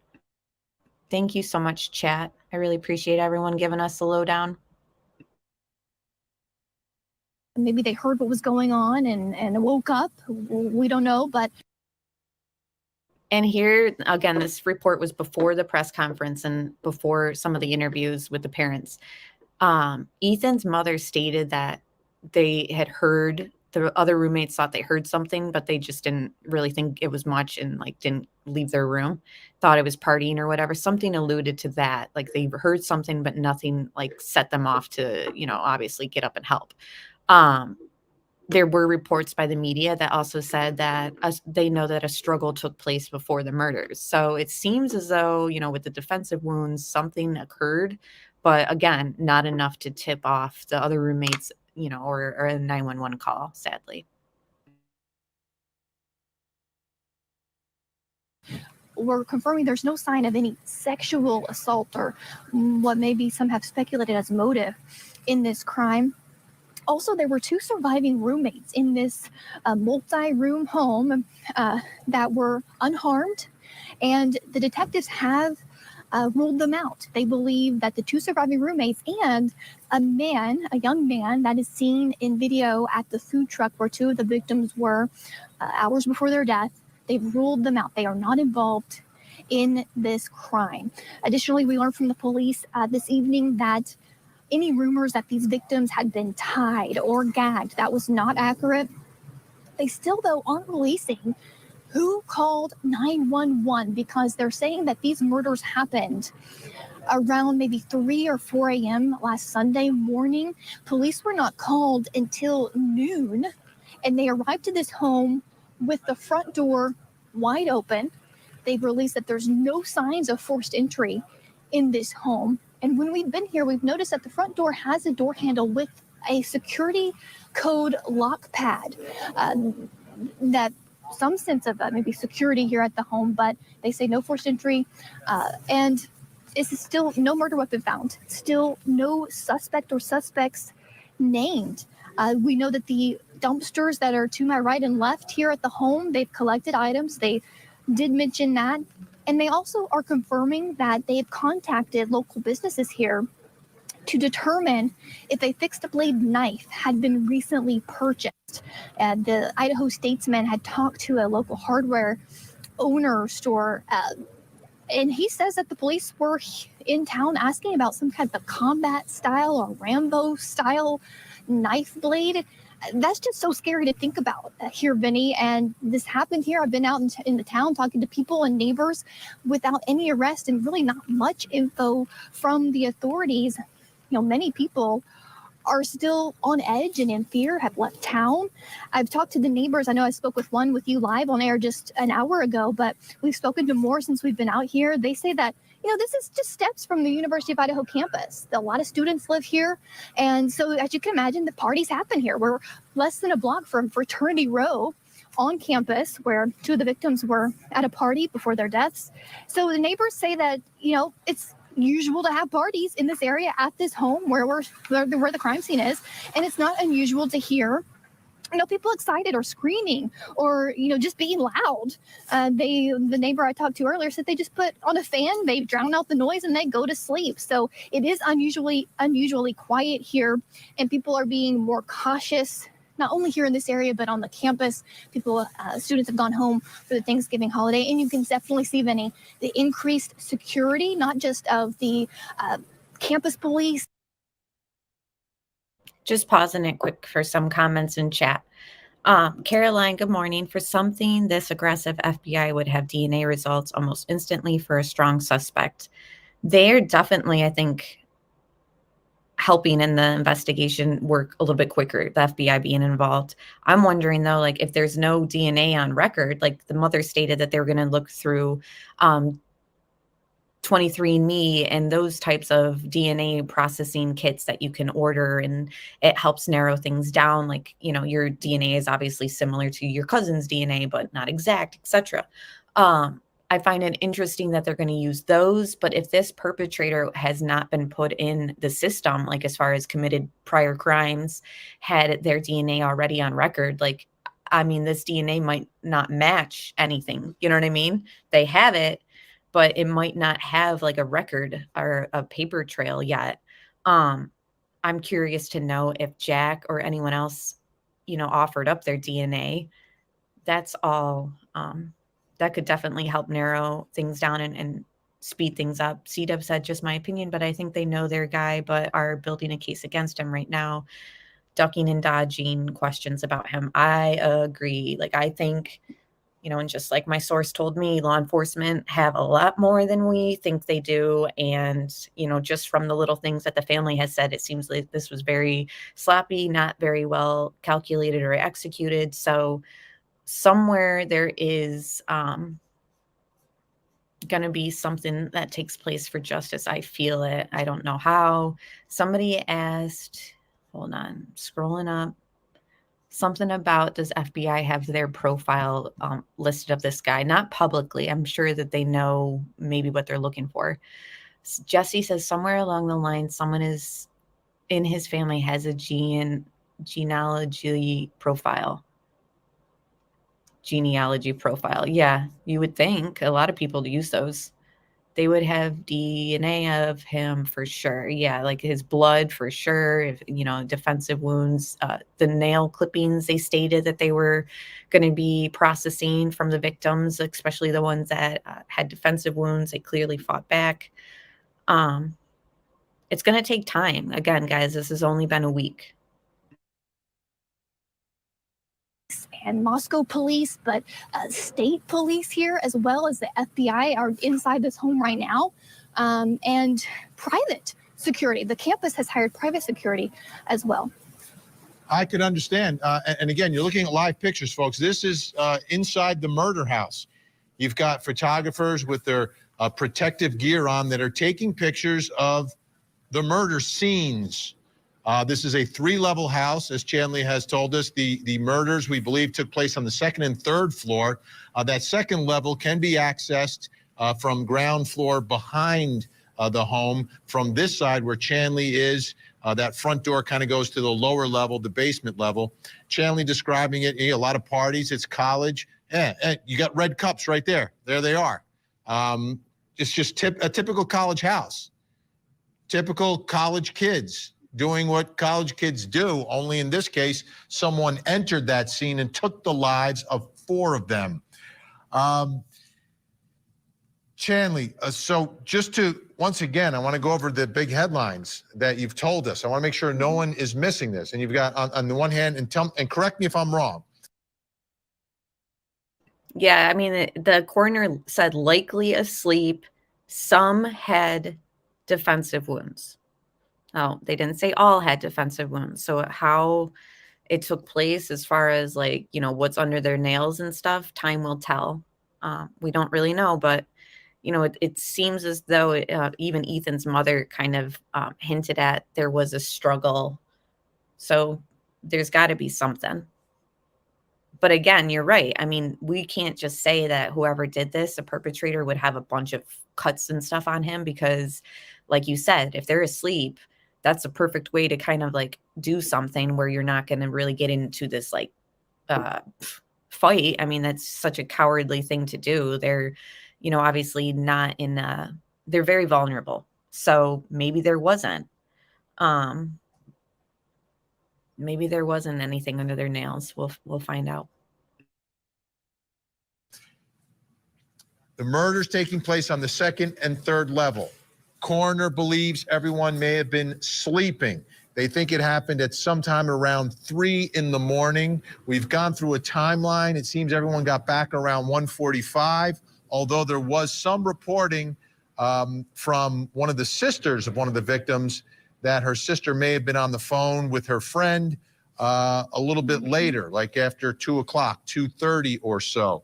And they're So she made attempts to call somebody. She wasn't on the phone per se.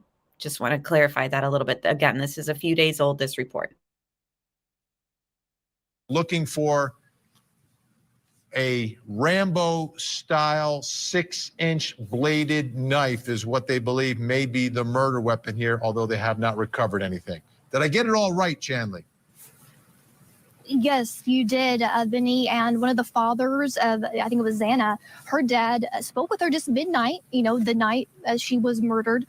And you mentioned the knife that they're looking for. The victim was stabbed multiple times in their rooms. It seems as though what we're showing you right now, that's a room on the back side of the 2nd floor that they're inside. And Vinny, we have a photo of what's on the outside of that room, and that's blood seeping through the walls where the crime scene technicians are right now, taking photos and collecting evidence.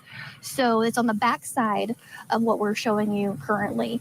This is such eerie. I mean, that just goes to the magnitude of this scene, the brutality. It's just unbelievable. This is active scene all day. This, you know, we see right now media from all over the nation, as you can tell. Vinny, this is a growing story. This is a community that wants answers, and family members of these victims, as you mentioned, speaking out, even conducting their own investigations, trying to find video from neighbors here. There are tons of neighbors here. And this house is surrounded by other buildings with multiple residences and apartment complex and condos surrounding this, kind of on a hill incline. You have to wind your way up a hill. But for GPS, I would not know. I mean, you just can't randomly find this home, Vinny. It is so apparent being here on the ground why the authorities think that this is a targeted attack. Not only were there survivors in the home that were unhurt, but you have to know where you're going to get here, Vinny. It's so clear that whoever did this, or multiple people, we don't know, one or more people that did this, knew who was in this home and where to go and how to get here. Yeah, that's a key factor, right? If it's targeted, right, whether it's targeted by a stranger who's been observing them for some time or somebody involved in their lives, they may have had to have been in there previously, because this is a 3-level home with 6 bedrooms. 6 bedrooms. So it's not so easy to find someone if you just see someone walk inside. You'd have to know a little bit about the layout of this place. Chanley Painter in Moscow, Idaho. Tonight, I want to bring into our conversation our think tank tonight. Joining us in New York City, former senior homicide prosecutor Bernardo Villalona. In Los Angeles, California, deputy public defender for LA County, Philip Dubé. And in San Diego, California, criminal defense attorney, former prosecutor Brian Watkins. And of course, you can always contact Brian at Brian Watkins Law Venmo.com. Bernarda, homicide prosecutor, 6 days later now. I mean, this murder took place late Saturday and really Sunday morning, but it's after the Saturday night into the early Sunday morning hours. This is now Friday night. It's dark in Idaho. What does it tell you, the fact that they are still photographing the murder scene? It definitely tells me that they are trying to cover every inch of that house, every inch in terms of photograph.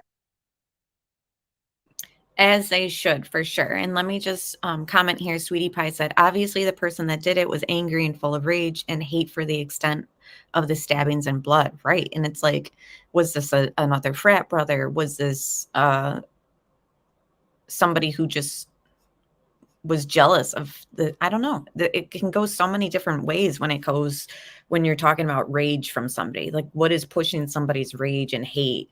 It can be so many different things. Envy, jealousy, same thing, but, unrequired, rejection. It tells me they're being very thorough. Exactly. And they definitely should be. And that's comforting to hear. This doesn't seem like an act of a random perversion. Yeah. Especially since they're stating too, like, no SA, so that I thought, when I heard that there was no SA, all I could think in my head was, thank God for that, at least, It's horrific still, but for some reason I felt a little bit of relief there. In terms of drawing diagrams, in terms of swabbing for DNA, swabbing for fingerprints. They are trying to cover all their bases in order to conduct a thorough investigation. Because Okay, thank you, Pink Dahlia, for being here. Enjoy the rest of your day, and thank you again, everyone, for being here. I'm nervous about this, Vinny. I'll tell you this, because if it ends up that someone is apprehended for this, it can be a circumstantial case unless they get a statement and admission from the person that actually caused the murder of these individuals. But for now, it definitely tells me that they are covering all their bases. Because And I just want to pause it real quick and just say again, remember, the mother stated in her interview that they had a bunch of digital evidence. So that's good to hear. Because they don't have a lead in this case, but they're going to have a lot of profiles to go through in terms of what comes back for the DNA. Right. Philip Dubé, that DNA is crucial, right? Because while you get the DNA, because the killer may have cut his or herself, right? If the killer cuts themselves and their DNA is left at the scene, but they have never committed a crime before, you may not be able to find them through DNA. But if you do find them a different way, that's how you can prosecute them. Yes, CODIS is a combined DNA index. That is the national data bank that stores all the DNA samples collected from arrestees and convicts in the United States. And I think they're even working on an international database. So yes, if the offender is not already on record, even if they get a hit from that scene of some foreign donor that doesn't match these young kids, it could take a while before they finally apprehend a suspect. But I do believe, though, that they have brought some type of a profiler to the scene to try to get into the mind of the person who would have done this. And I think it's obvious that they've ruled out this being a property crime because there's no evidence of a true burglary or a robbery or a theft. It certainly wasn't sexually motivated. It doesn't look like they were trying to dissuade a witness by destroying evidence of any type. So what are you left with? You're left with maybe a satanic cult ritual of some type, or maybe a street gang initiation, or a vendetta, or to quote Tamron Hall, someone they knew. This was up close and personal, targeted in an area that somebody had to be familiar with. I have a feeling they're going to get cell tower data where a foreign phone pinged off a tower in that area, and that's how they're going to get a hit. All right, Brian Watkins, I'm going to throw you a curveball here. This is a super hypothetical, but I'm looking at the situation. The killer could potentially be a student, a classmate, right? This campus has emptied out. All these students are going home for Thanksgiving. We could end up with a quasi Brian Laundrie situation here, where the killer goes home for Thanksgiving, confesses to their parents, because the parents are going to be talking to all the students who are coming back from campus, right? And say, for instance, again, super hypothetically here, Brian, what happens if this person confesses to their parents over Thanksgiving? The parents are like, we need to get a lawyer. They go to a lawyer's office, and now the lawyer knows everything. What happens with that information? Nothing. That's the problem. The police want to come and question that young man. His lawyer is going to say, no, you cannot. So it's very unlikely that the police are going to be able to get a confession directly out of the perpetrator here, because the lawyer is going to insulate that. Now, the fact that the lawyer can't say anything, right? Lawyer can't say zip. Absolutely not. We protect the client to our own peril. That's what our criminal justice system is about. And I can tell you, Vinny, this is going to be a tough case, because you talk about DNA and fingerprints and that type of what we call. Thank you, Lisa. Thank you for reminding me of that. She said the reporter asked, which I didn't clip the reporter in my clippings, so thank you for letting us know, and I can read this. The reporter asked, has he been ruled out as a suspect or a person of interest? The officer said, we believe there is no connection there, meaning no connection with Jack. So there's no suspects listed at this time still. So time will tell. And again, as we all know, law enforcement will lie. They have lied. They're allowed to lie if it protects the investigation. So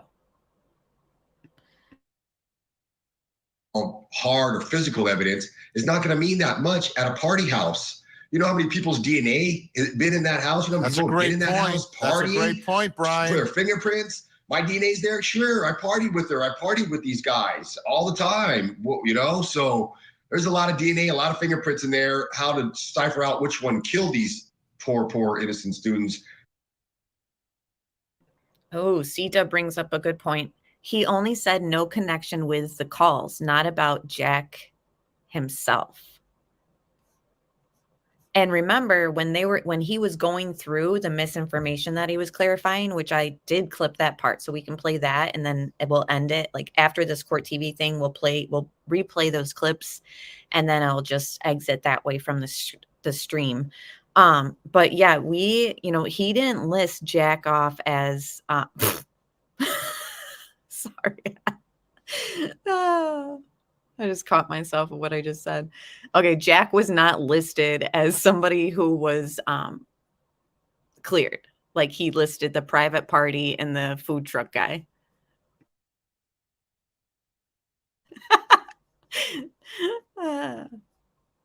I'm glad you guys caught that in chat too. And, if you caught that on replay, let me know if you had a good chuckle. It's going to be tough. Bernard, and then I think we get back to what Philip Dubé was talking about, which is the cell phone. I mean, if the killer's got a cell phone and that cell phone is on, it's pinging. It is pinging, and they'll be able to do a pretty good job of placing that killer at the scene at the time. Yeah. I mean, that happens at times, and it does help. However, you got to think that if they even recover, they're going to recover a whole bunch of cell phone data. So they're going to have to go through them individually. And when they investigate these individuals, they have to figure out who had a valid reason to be at this location, and they'll bring him in. But just like Brian said, if they decide not to speak, they don't have to speak. So we're back to square one, but at least the investigators and law enforcement have people that they have placed in the area. And it could work both ways. It works for the prosecution and it could work for the defense. If there's a prosecution, be like, wait, there were other people that were in the area at the same time. Have they been excluded? Also, we're also assuming that whoever the perpetrator was had their phone on, or there was some kind of usage on their phone. Because if your phone is off, it is not going to ping in any location if your phone is off. All right, Think Tank with us the whole hour.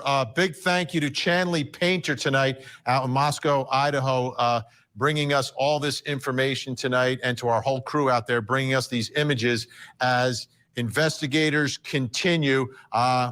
Unbelievable story, folks. Again, think about it. You've got a college campus, 4 college students murdered, and everybody else terrified.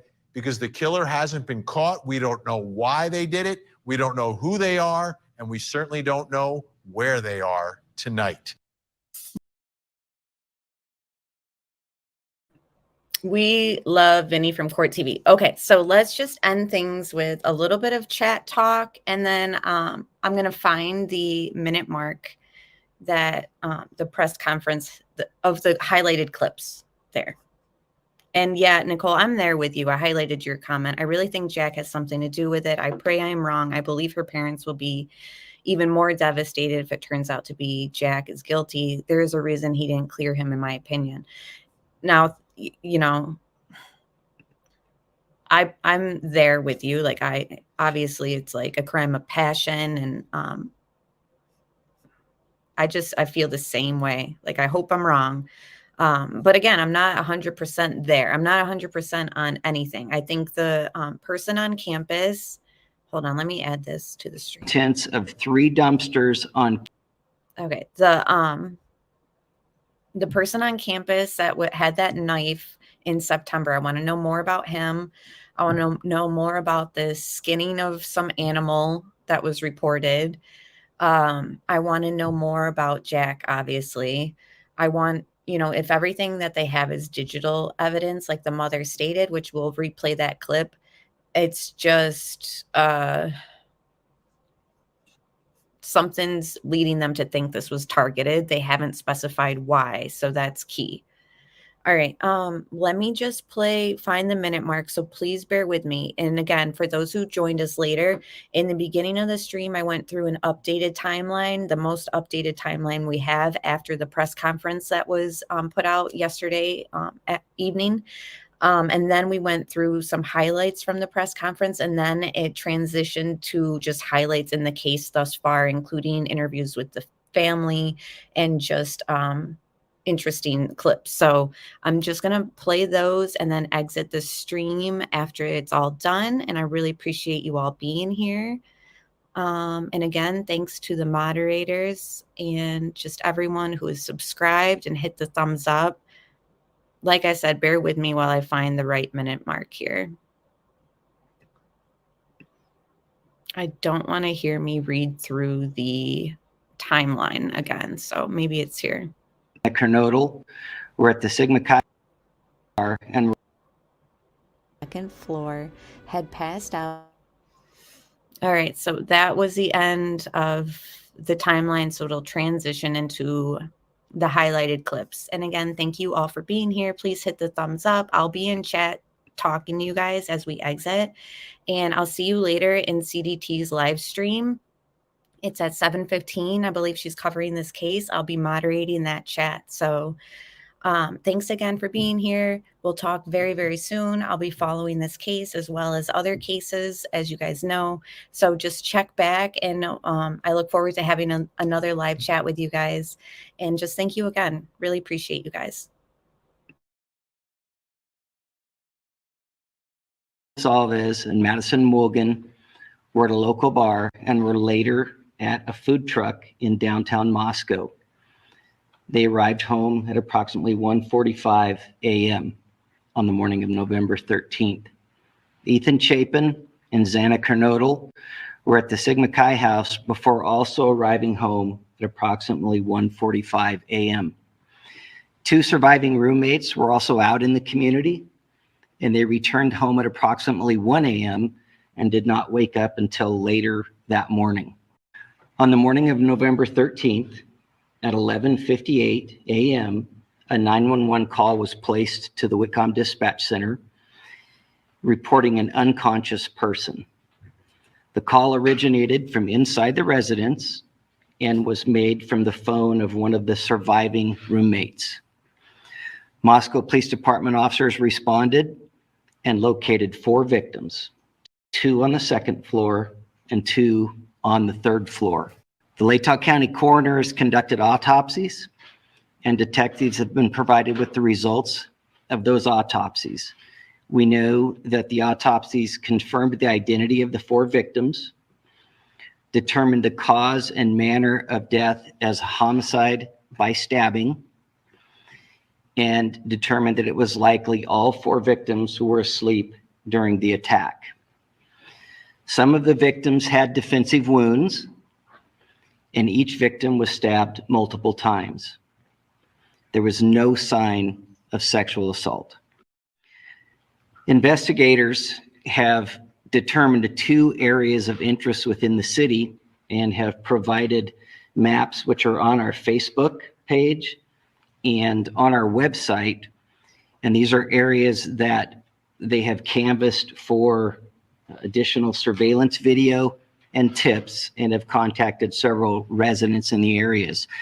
The areas are generally south of Taylor Avenue to Palouse River Drive and west of Highway 95. Detectives have also canvassed several other neighborhoods looking for evidence, looking for additional surveillance video, and contacting residents and speaking to them to see if they may have heard or seen something.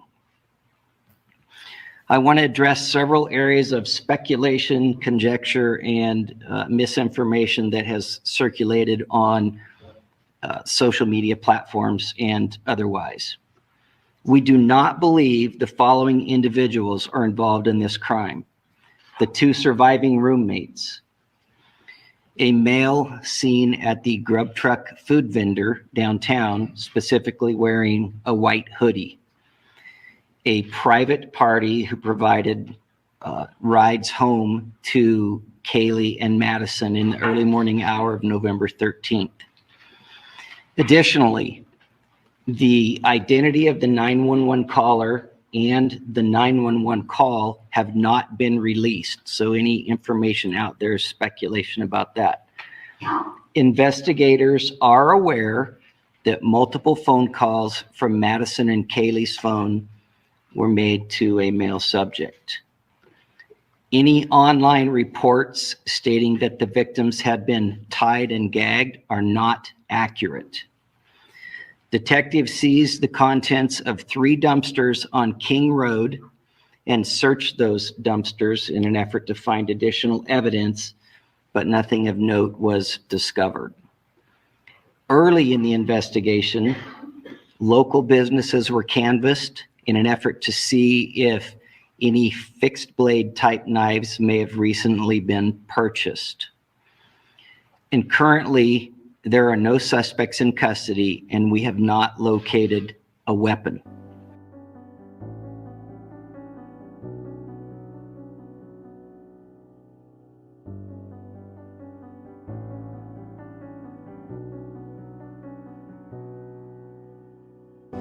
One of the blondes was just a little bit more cheery and kind of bouncing around a little bit more, and then one was like standing there and doing the hello, how are you, and goes through the interactions.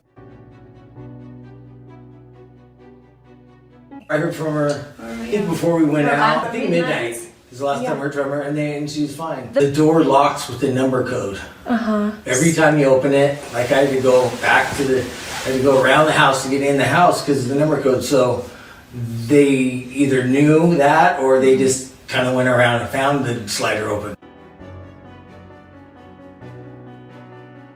Bruises and maybe hurt by the knife or whatever. She's a tough kid. Whatever she wanted to do, she could do it.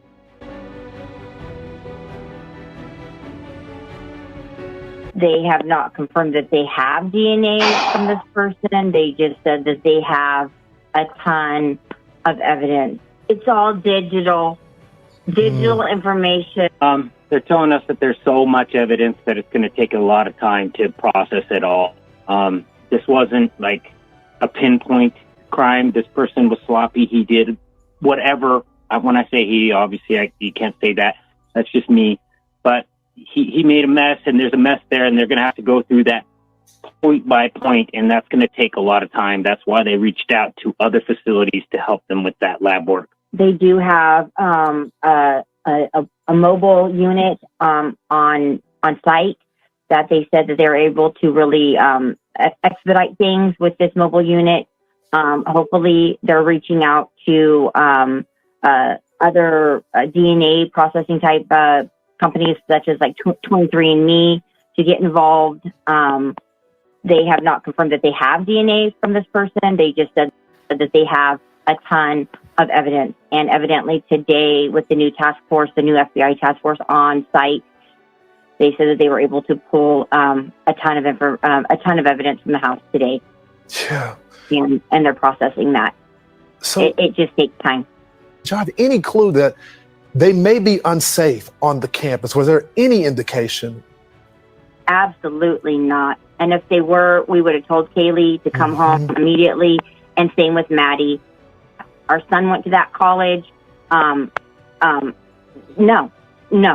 absolutely not. My daughter was aware of her environment. Very aware. She turned her camera on. She would film when she thought somebody was following her out of a mall parking lot or a grocery store. She was very aware that she was a pretty girl and that, it could attract some problems. So she was alert. She was a streetwise child. She herself was a web sleuth, literally through and through. Listen to, which is just so ironic and just so surreal in all of it.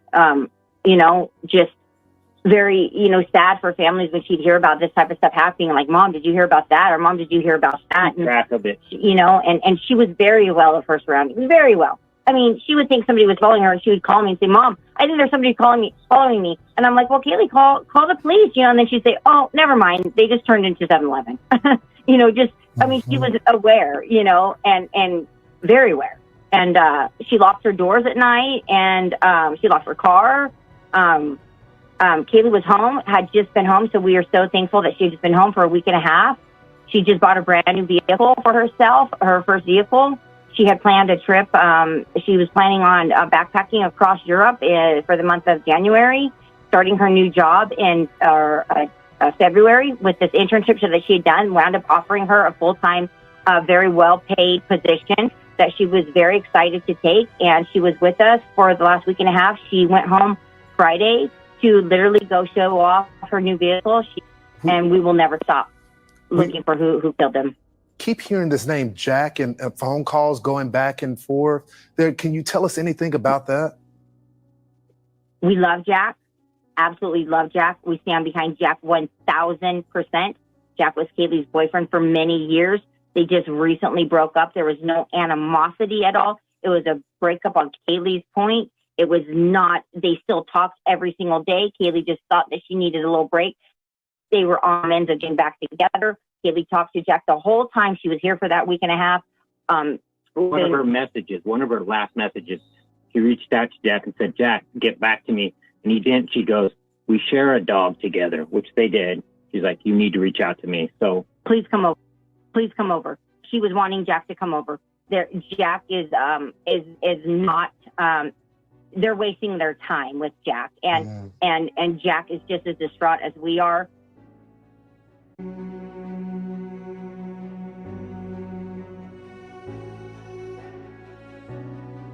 Investigators have learned that a physical struggle took place before the murders happened. Police said it appeared to be a targeted attack, but did not explain why. The killer, for some reason, bypassed the rooms where the two young survivors were sleeping. Her story was they heard partying, they heard noise, but they just, as usual, said, there's partying going on, they locked the door.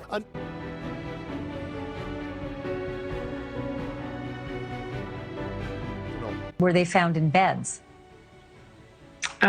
Yes. There were multiple stab wounds. The fatal ones were to the chest area or the upper body area.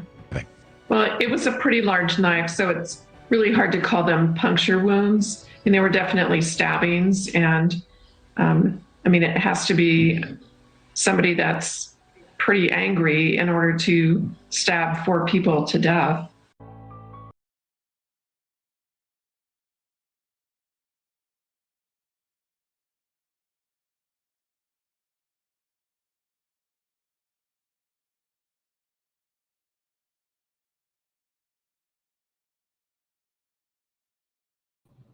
Sorry, guys. I don't know. I swiped my mouse and it just exited the video. Let me just pull it up again for you.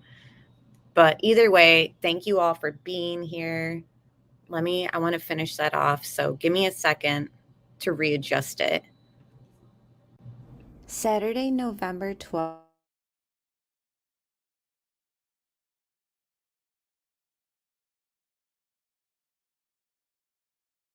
And I mean, it has to be somebody that's pretty angry in order to stab 4 people to death.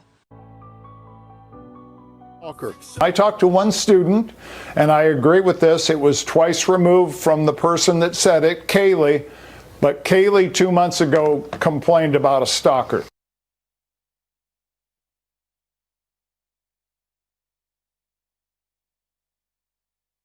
All right, and then I'll just play the drone footage, and then you guys enjoy the rest of your day. Thank you all for being here. Again, I really appreciate your support. If you've hit the like button, that's all I ask. And anyone who donated to the channel today in a super chat, thank you all so much. I really appreciate it. But all I ask of you guys is to subscribe and hit that like button and join me in the next one, okay? So hopefully we get some answers and justice very quickly, and an arrest is made very soon. I'll see you guys on CDT's chat at 7:15 Eastern time.